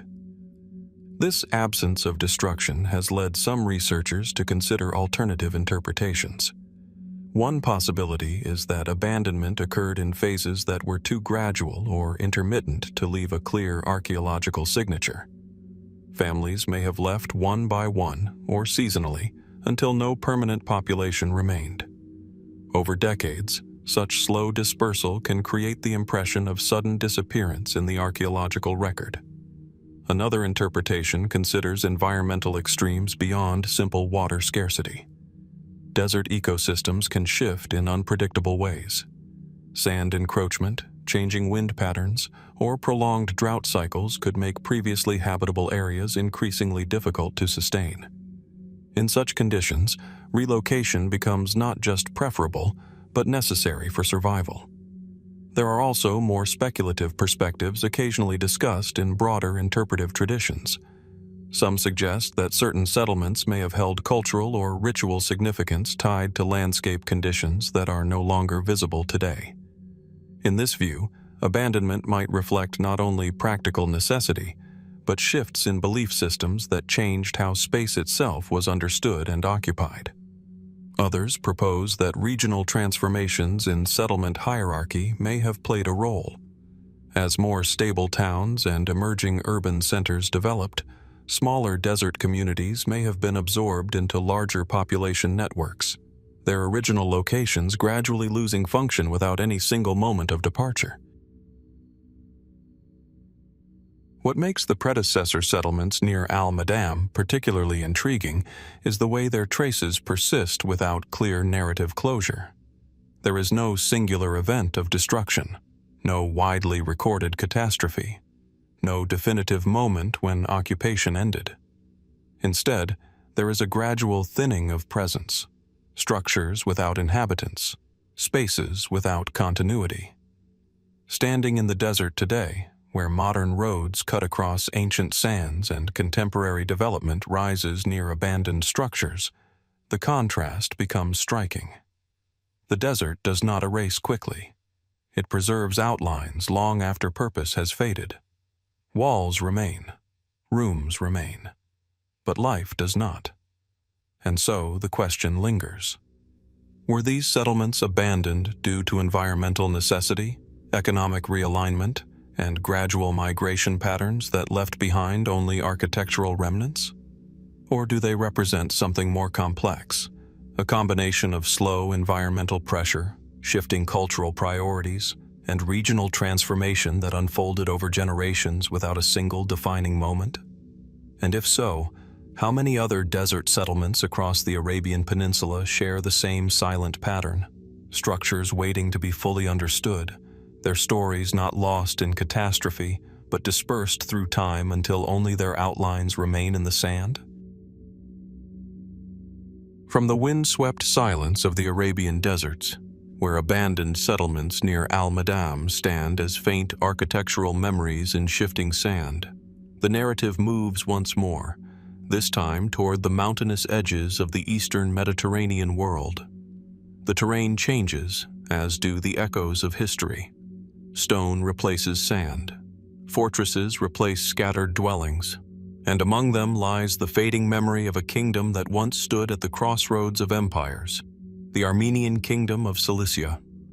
Between the 11th and 14th centuries A.D., Cilician Armenia emerged along the southeastern coast of Anatolia, in what is now modern-day Turkey.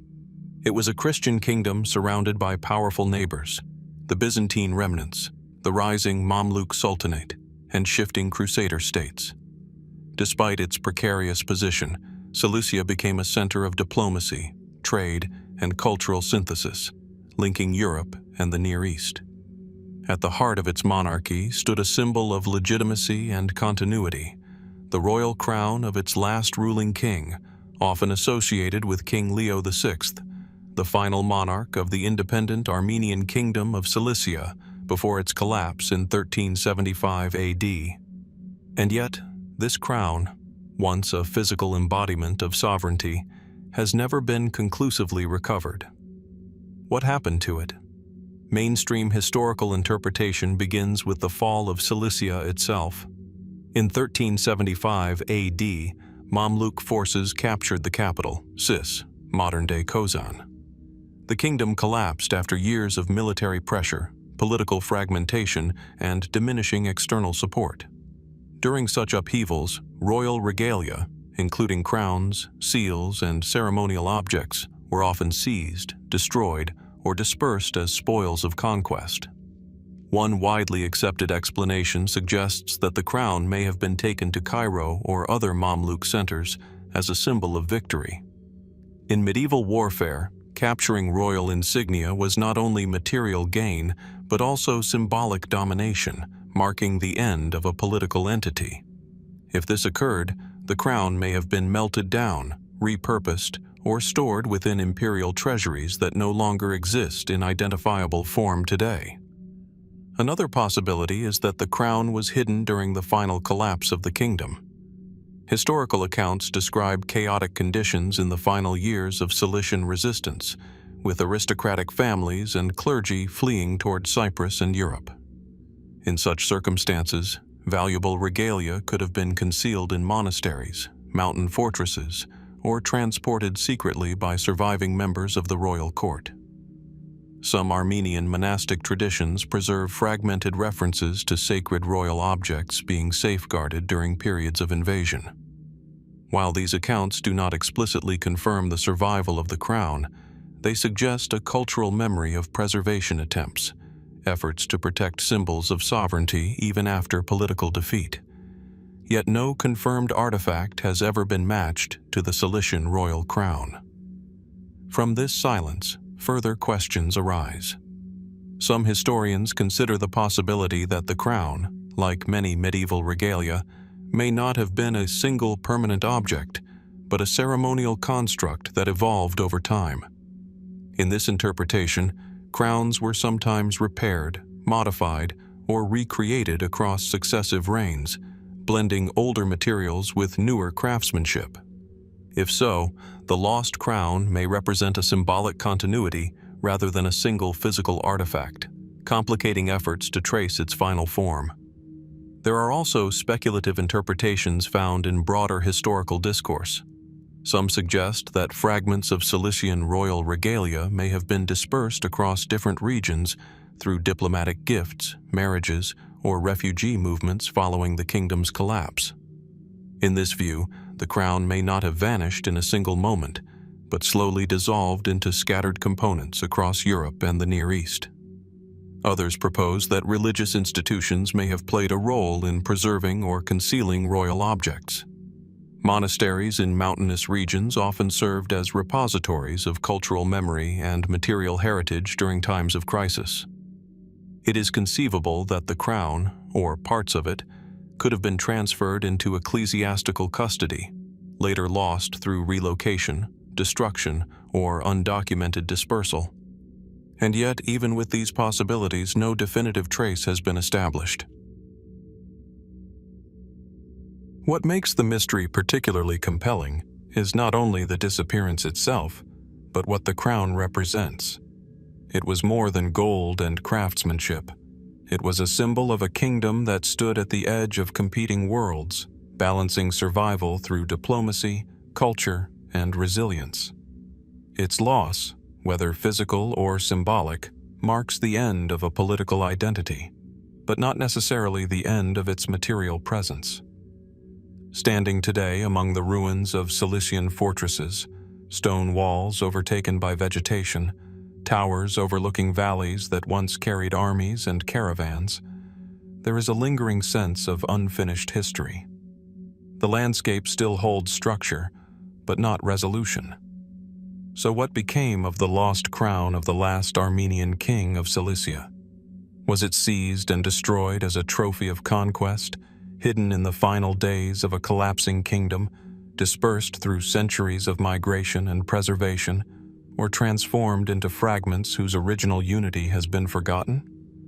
Or does it still exist, not as a complete object waiting to be found in a single place, but as scattered remnants of royal identity, hidden in museums, monasteries, private collections, or yet unexcavated sites, awaiting recognition that could finally bring the story back together? From the fragmented memory of the lost crown of the last Armenian king of Cilicia, where symbols of sovereignty seem to dissolve into exile, dispersal, and uncertainty, the narrative shifts once more. It turns away from the stone fortresses of the eastern Mediterranean and moves across the sea toward the cartographic imagination of medieval Europe.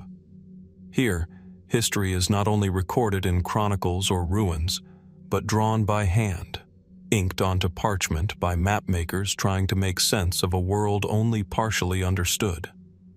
Among these medieval cartographic traditions, Catalan maps from the 14th and 15th centuries AD stand out for their detail, ambition, and symbolic richness.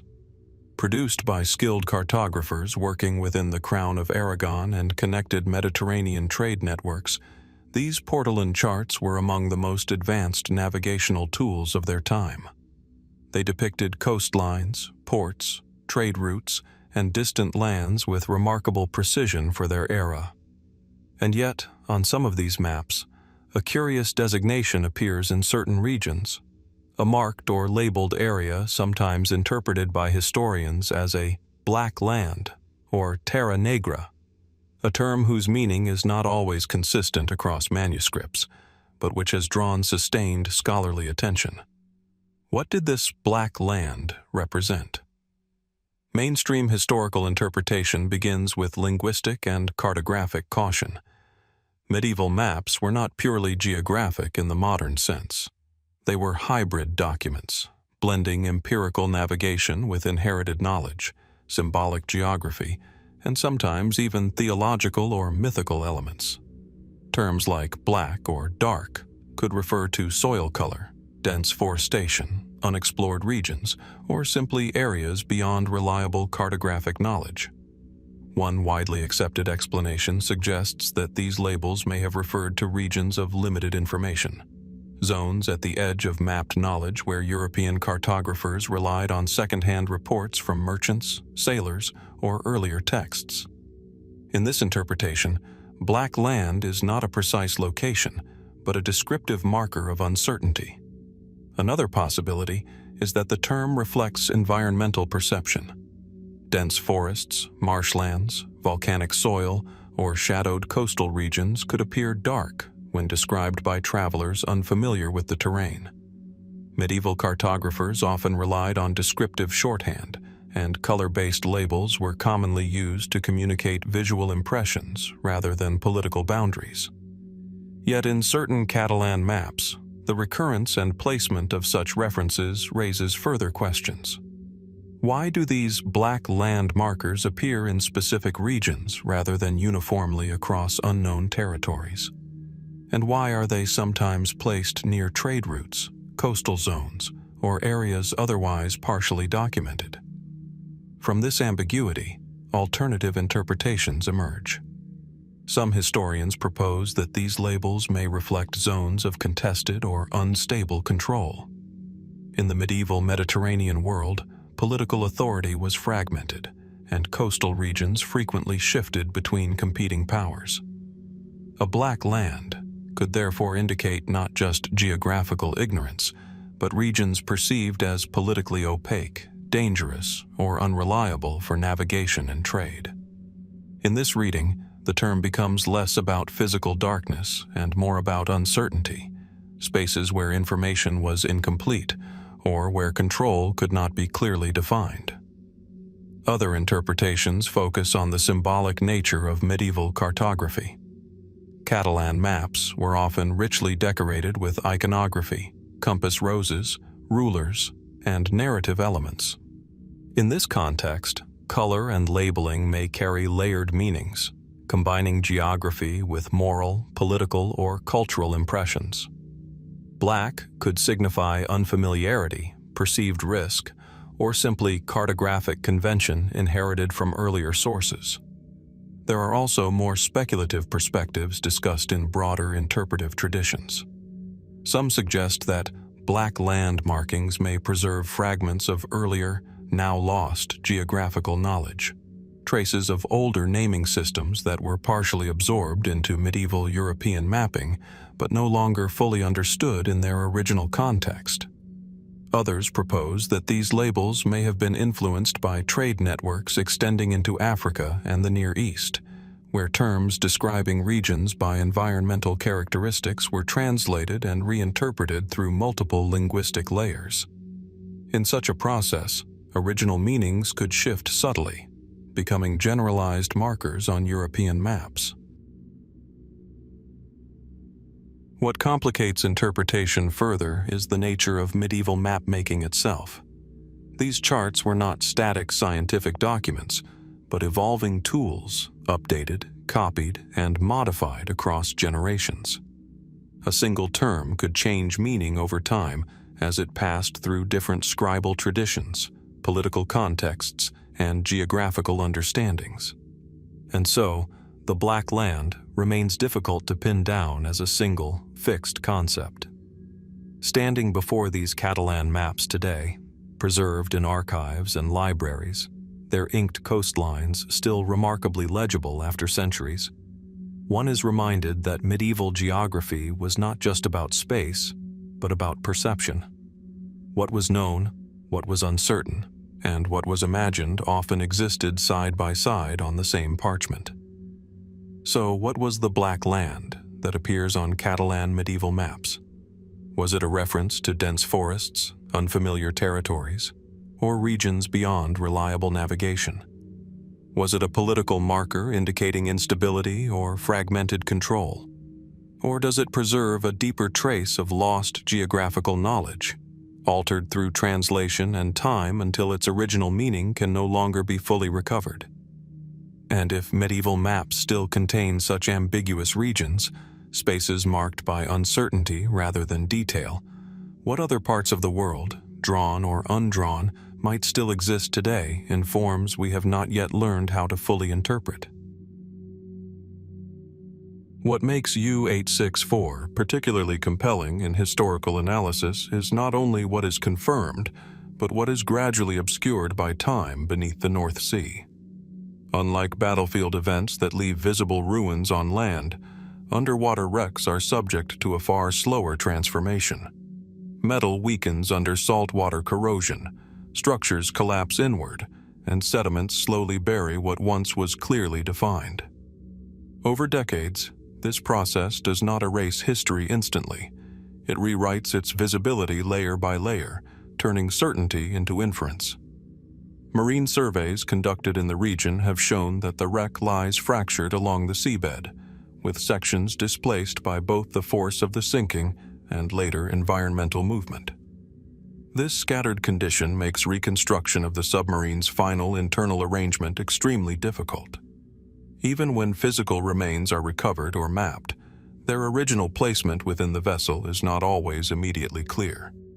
As a result, historians and engineers must often rely on partial spatial interpretation rather than complete structural recovery. Another important dimension of the U-864 case lies in how wartime secrecy shaped documentation practices.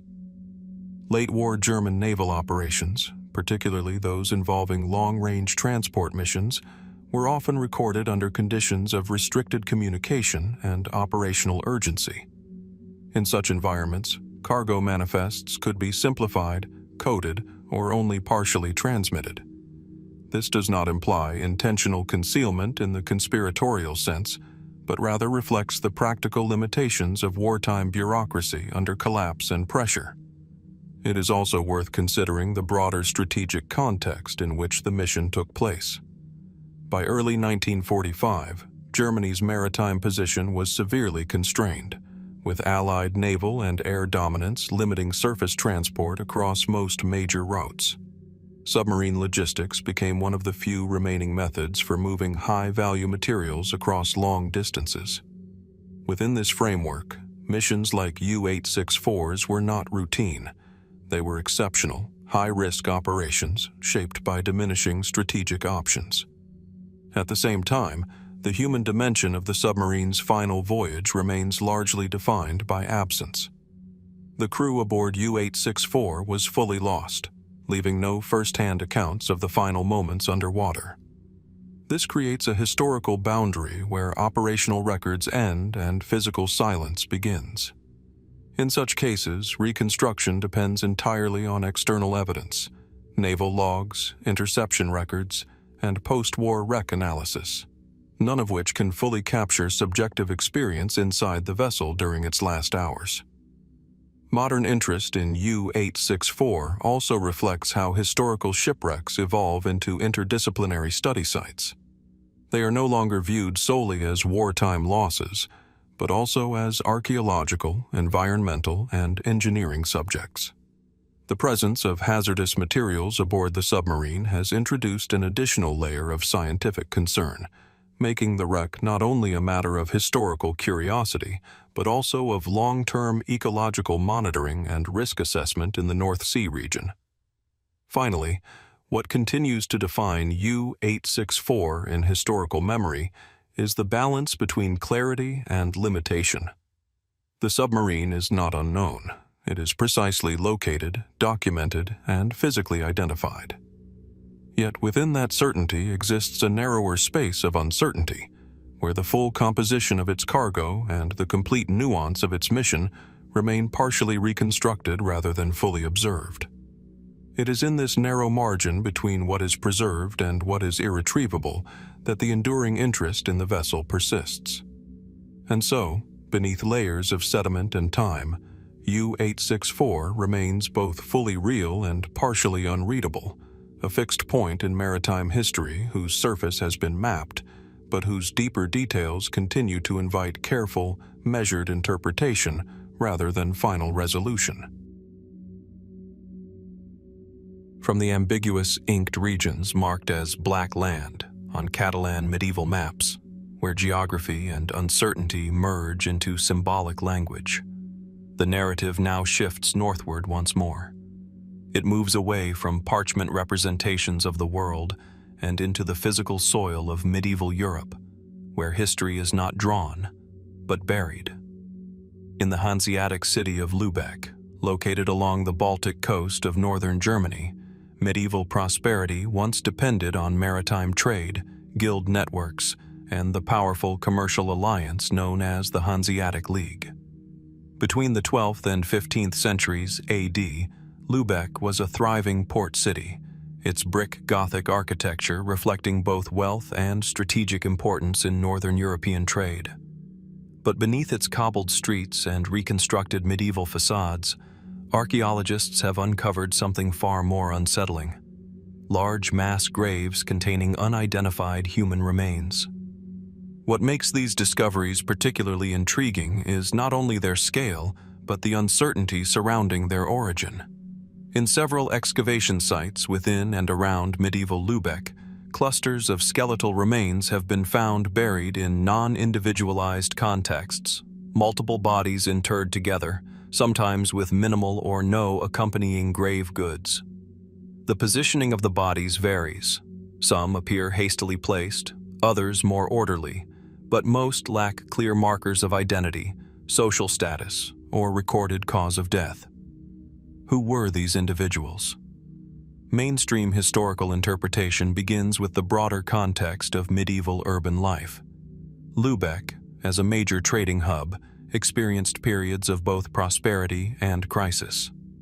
One widely accepted explanation links these mass graves to outbreaks of epidemic disease, most notably the recurring waves of plague that swept across Europe beginning in the mid-14th century AD. During such outbreaks, mortality rates could overwhelm local burial infrastructure. In response, rapid and collective burial practices were sometimes employed, resulting in mass graves that lack individual identification. In this interpretation, the Lübeck burials may represent a practical response to overwhelming mortality during public health crises. Another explanation considers the possibility of conflict-related deaths. As a strategically important city within the Hanseatic League, Lübeck was not immune to regional wars, internal unrest, or external raids. Mass graves could therefore reflect casualties from battles, skirmishes, or periods of civil disturbance, where rapid burial was necessary due to logistical or sanitary concerns. Yet even within these frameworks, certain aspects of the findings remain difficult to fully reconcile. Some burial sites show a mixture of demographic profiles, men, women, and children interred together, without clear separation by age or apparent cause of death. In some cases, skeletal analysis has not revealed definitive trauma patterns consistent with large-scale violence, nor always the pathological signatures typically associated with known epidemic outbreaks. From these gaps, further interpretations emerge. Some researchers suggest that certain mass graves may reflect institutional burial practices during extreme mortality events that are not fully documented in surviving written records. Medieval urban record-keeping, while detailed in some respects, was not comprehensive enough to capture every localized crisis, particularly those that may have affected specific districts or marginalized populations. In this view, the unidentified corpses may represent ordinary citizens whose deaths were never individually recorded due to the overwhelming scale of mortality or administrative breakdown. Other interpretations explore the possibility of social stratification in death. Medieval societies often had complex burial customs influenced by status, religion, and occupation.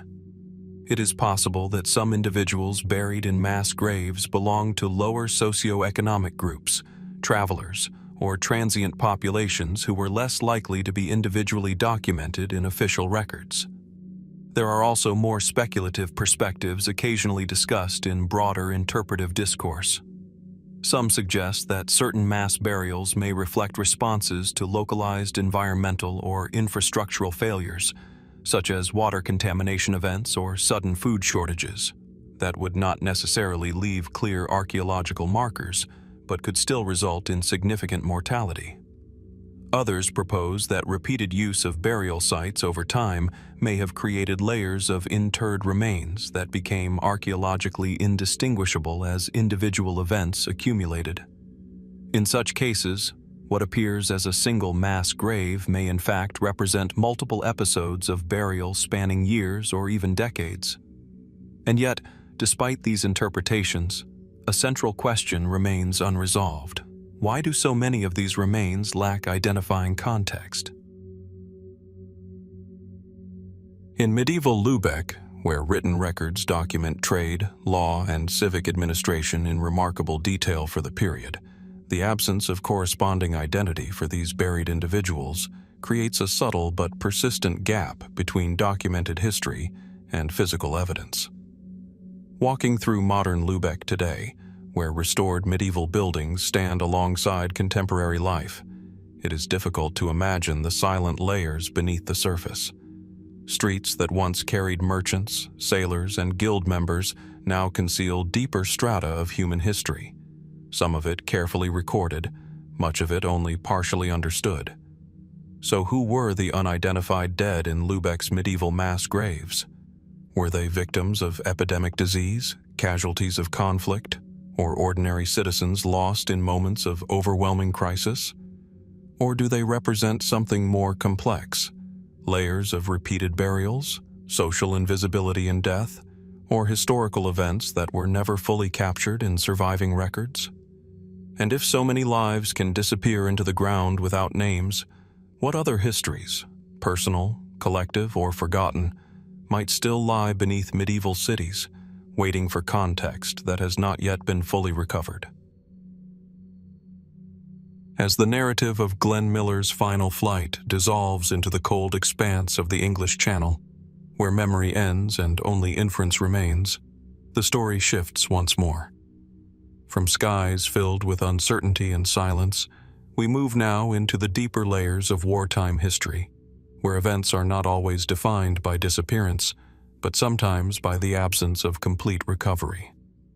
And with that shift, we begin to see a pattern that runs through many wartime mysteries, not sudden vanishing, but incomplete resolution.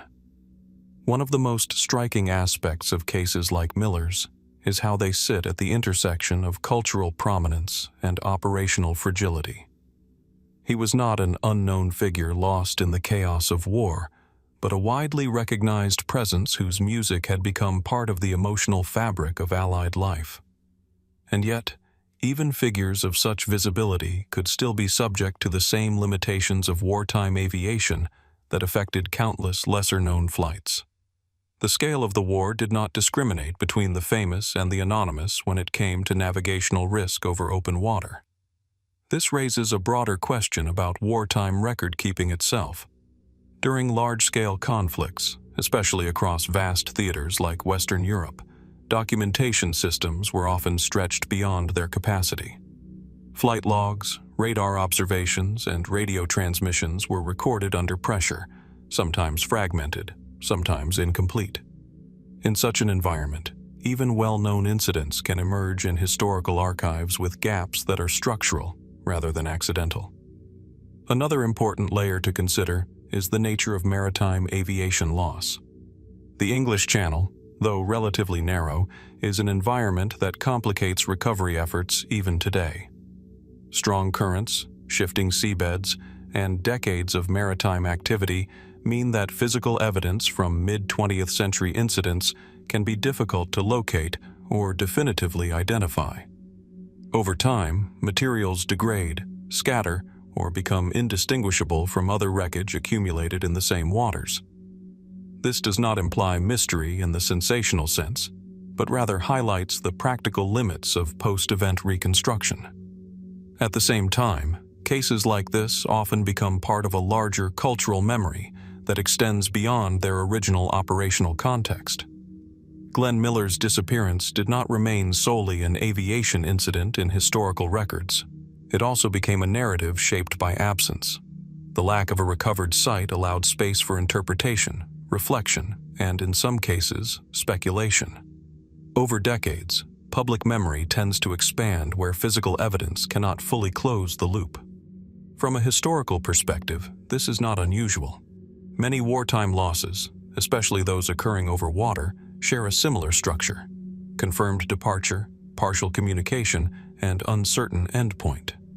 What distinguishes some cases is not the presence of unique evidence, but the cultural weight carried by the individuals involved.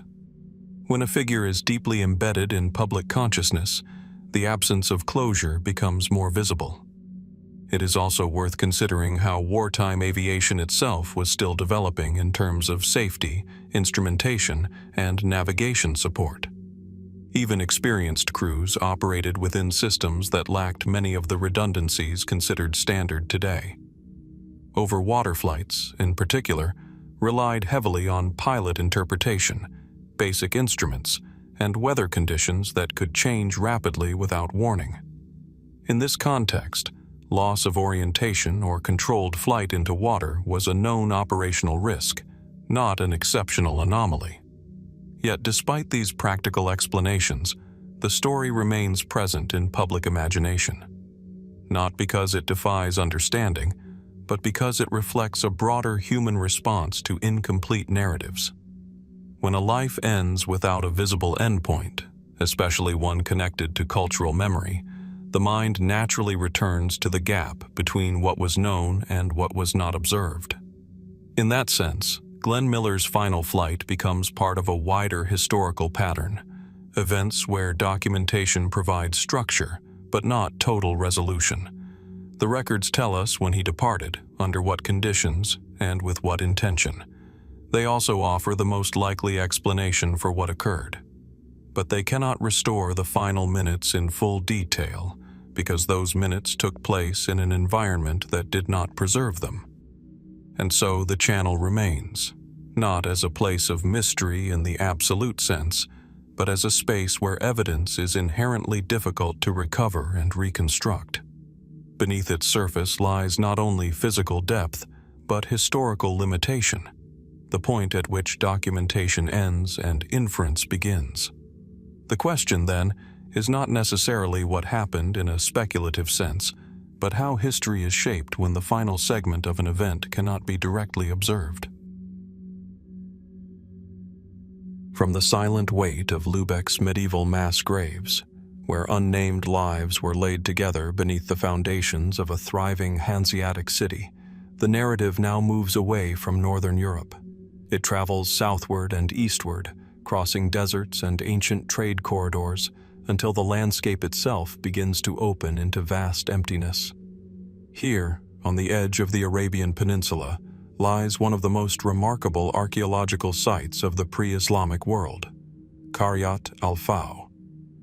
Once a flourishing urban center, Qaryat al-Faw was located near the southern edge of the empty quarter, in what is now Saudi Arabia. Between roughly the 4th century BC and the 4th century AD, it stood as a key trading hub, connecting southern Arabia with the broader networks of Mesopotamia, the Levant, and the Indian subcontinent. Caravans passed through its markets. Inscriptions recorded its language and culture. Houses, temples, and marketplaces formed a structured urban environment in the midst of an otherwise harsh desert frontier. And then, at some point, the city was abandoned. Not destroyed in a clearly documented invasion, not erased in a single recorded catastrophe, but gradually emptied, until its final inhabitants were gone, leaving behind streets, dwellings, and inscriptions preserved by sand. What happened to them? Mainstream archaeological interpretation begins with environmental and economic context. One widely accepted explanation suggests that shifts in trade routes played a central role. Qaryat al-Faw depended on caravan networks that transported incense, spices, textiles, and luxury goods across Arabia. As maritime trade expanded and new coastal routes gained dominance, inland desert cities like Qaryat al-Faw may have gradually lost their economic relevance. Without trade, urban life becomes increasingly difficult to sustain. Another explanation focuses on environmental change. The Arabian Peninsula is highly sensitive to long-term climatic fluctuations. Even minor shifts in rainfall patterns or groundwater availability can significantly affect settlement viability. Over time, water sources near Qaryat al-Faw may have become less reliable, forcing inhabitants to relocate toward more sustainable regions. There is also the possibility of political transformation. Ancient Arabia was not a static landscape, but a shifting mosaic of tribal confederations, emerging kingdoms, and external influences. Changes in regional power structures could have altered protection, taxation, and trade conditions, making continued habitation less viable. Yet these explanations, while plausible, do not fully resolve the nature of the final disappearance. What remains particularly intriguing is the lack of evidence for sudden destruction. Archaeological layers do not consistently indicate widespread burning, violent collapse, or abrupt evacuation. Instead, the material record suggests a more gradual thinning of occupation. Buildings left in stages, public spaces slowly losing maintenance, and eventually, complete abandonment. From this gradual disappearance emerges a deeper question. Where did the final inhabitants go? Some interpretations suggest orderly migration. As environmental and economic conditions shifted, populations may have relocated collectively to more favorable regions. In this view, Kiryat al-Faw was not lost in catastrophe, but absorbed into broader patterns of regional movement, its people continuing their lives elsewhere while the city itself was left behind. Other interpretations consider the possibility of fragmentation rather than unified departure. Different social groups, traders, artisans, agricultural workers, may have left at different times, following separate opportunities or constraints. Over decades, such staggered departures would create the impression of a silent, unified abandonment. There are also more speculative perspectives occasionally discussed in broader interpretive traditions. Some suggest that certain desert cities may have experienced sudden economic collapse, triggered by disruptions in long-distance trade networks that are not fully documented in surviving records. In such scenarios, a city could decline rapidly once its external connections weakened beyond recovery. Others propose that Kiryat al-Faw may have retained symbolic or ritual significance even after its physical abandonment. Structures could have been left intact intentionally, either due to cultural respect, perceived sanctity, or practical inability to dismantle large architectural features in a desert environment. What complicates interpretation further is the preservation of the site itself.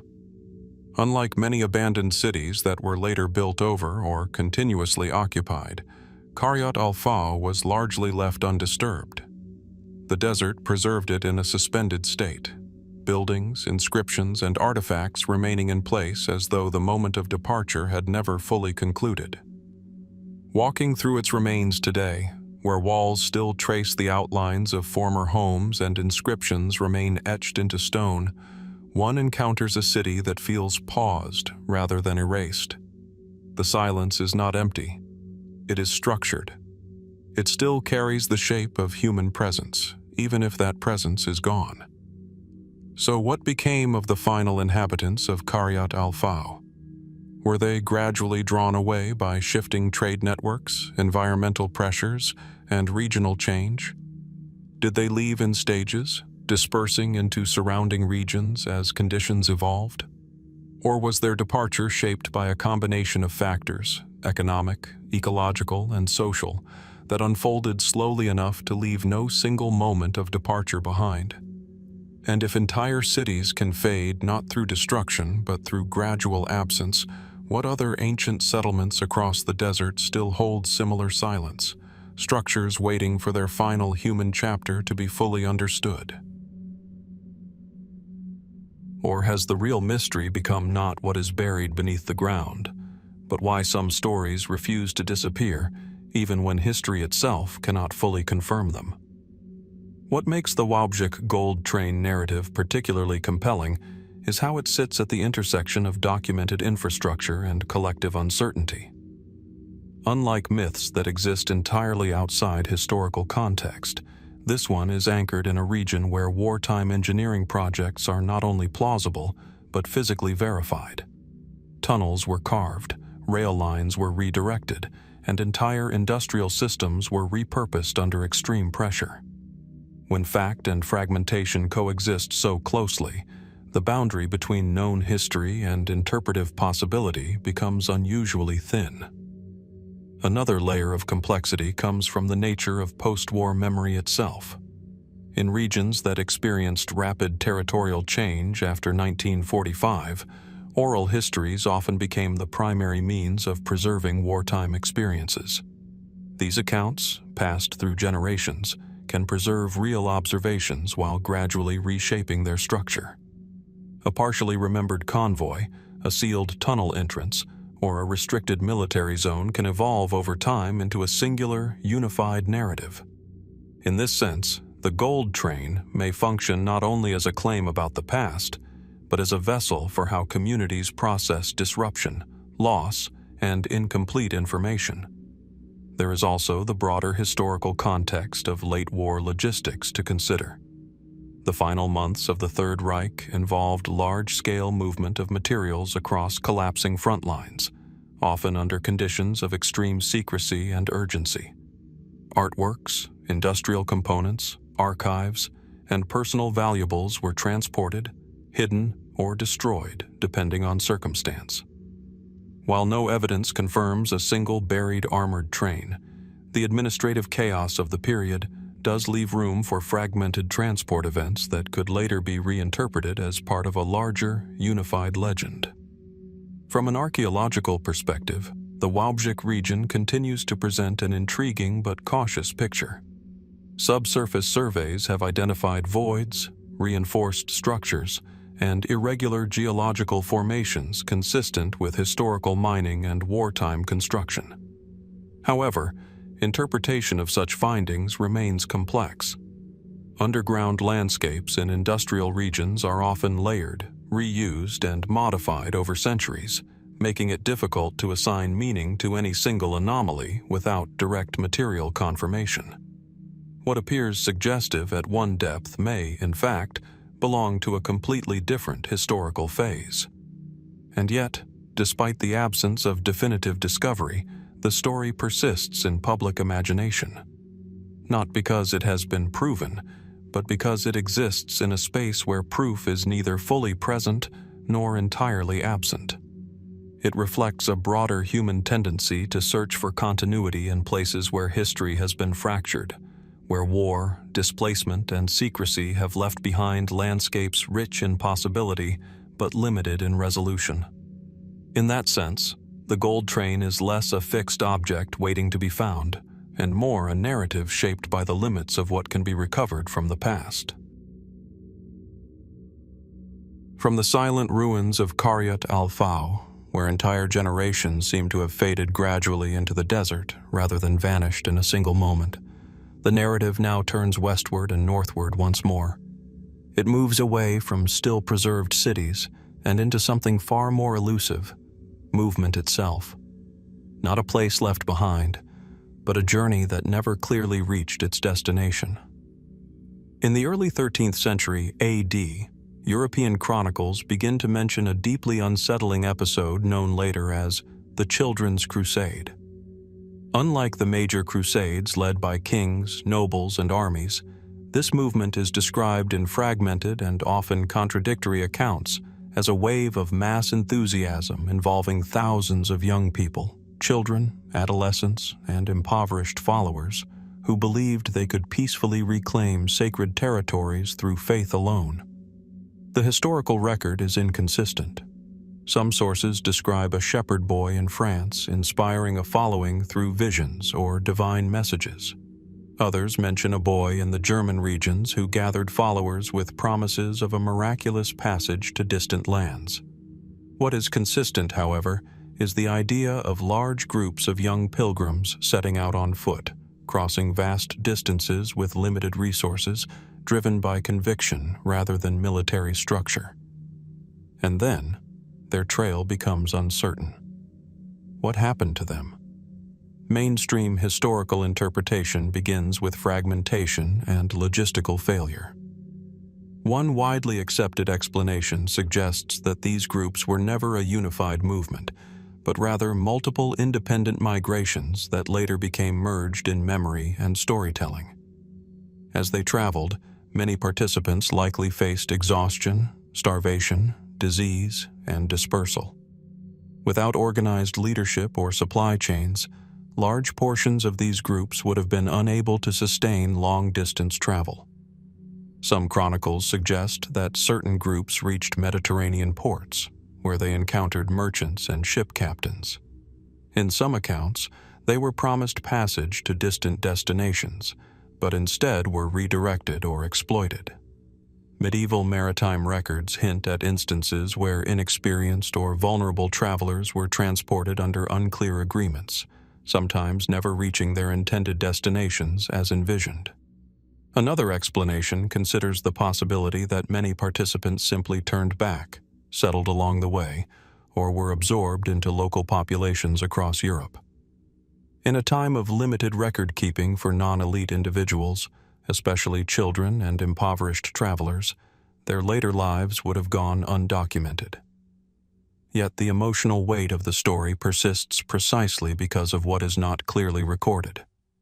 Large numbers of young pilgrims are described as departing with purpose, but only fragmented traces of their return, survival, or fate exist in surviving documents. The absence of continuous records creates a space where history becomes uncertain, and uncertainty becomes narrative. From this gap, more complex interpretations emerge. Some historians suggest that the Children's Crusade may not have been a single coordinated event at all, but rather a conflation of multiple social phenomena, waves of pilgrimage, famine migration, and religious movements involving youth and marginalized communities during a period of intense spiritual and economic pressure in medieval Europe.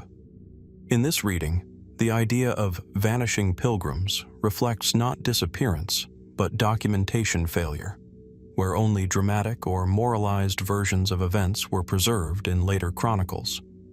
Other interpretations consider the role of maritime trade networks.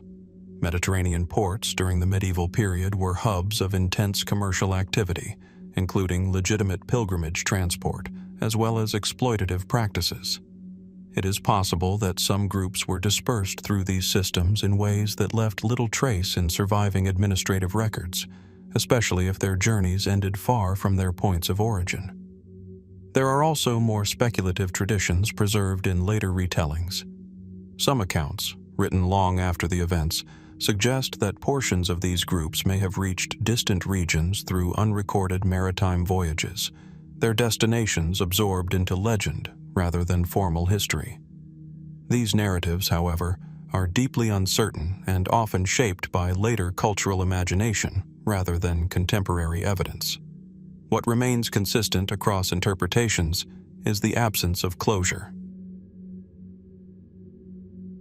There is no definitive record of a single destination, no comprehensive list of survivors, no clear endpoint that fully accounts for the scale described in early accounts.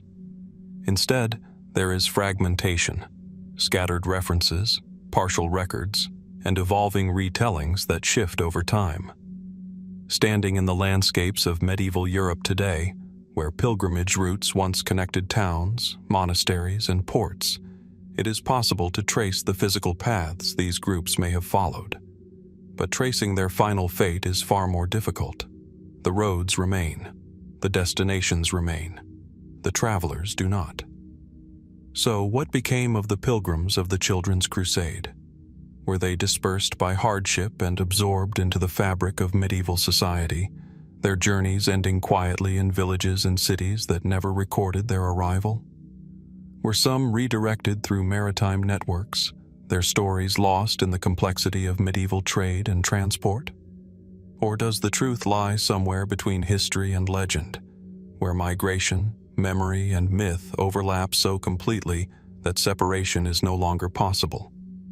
And if entire movements of people can fade into ambiguity despite leaving behind written traces, what other journeys, collective or individual, might still be partially hidden within the gaps of medieval history, waiting for their full story to be understood?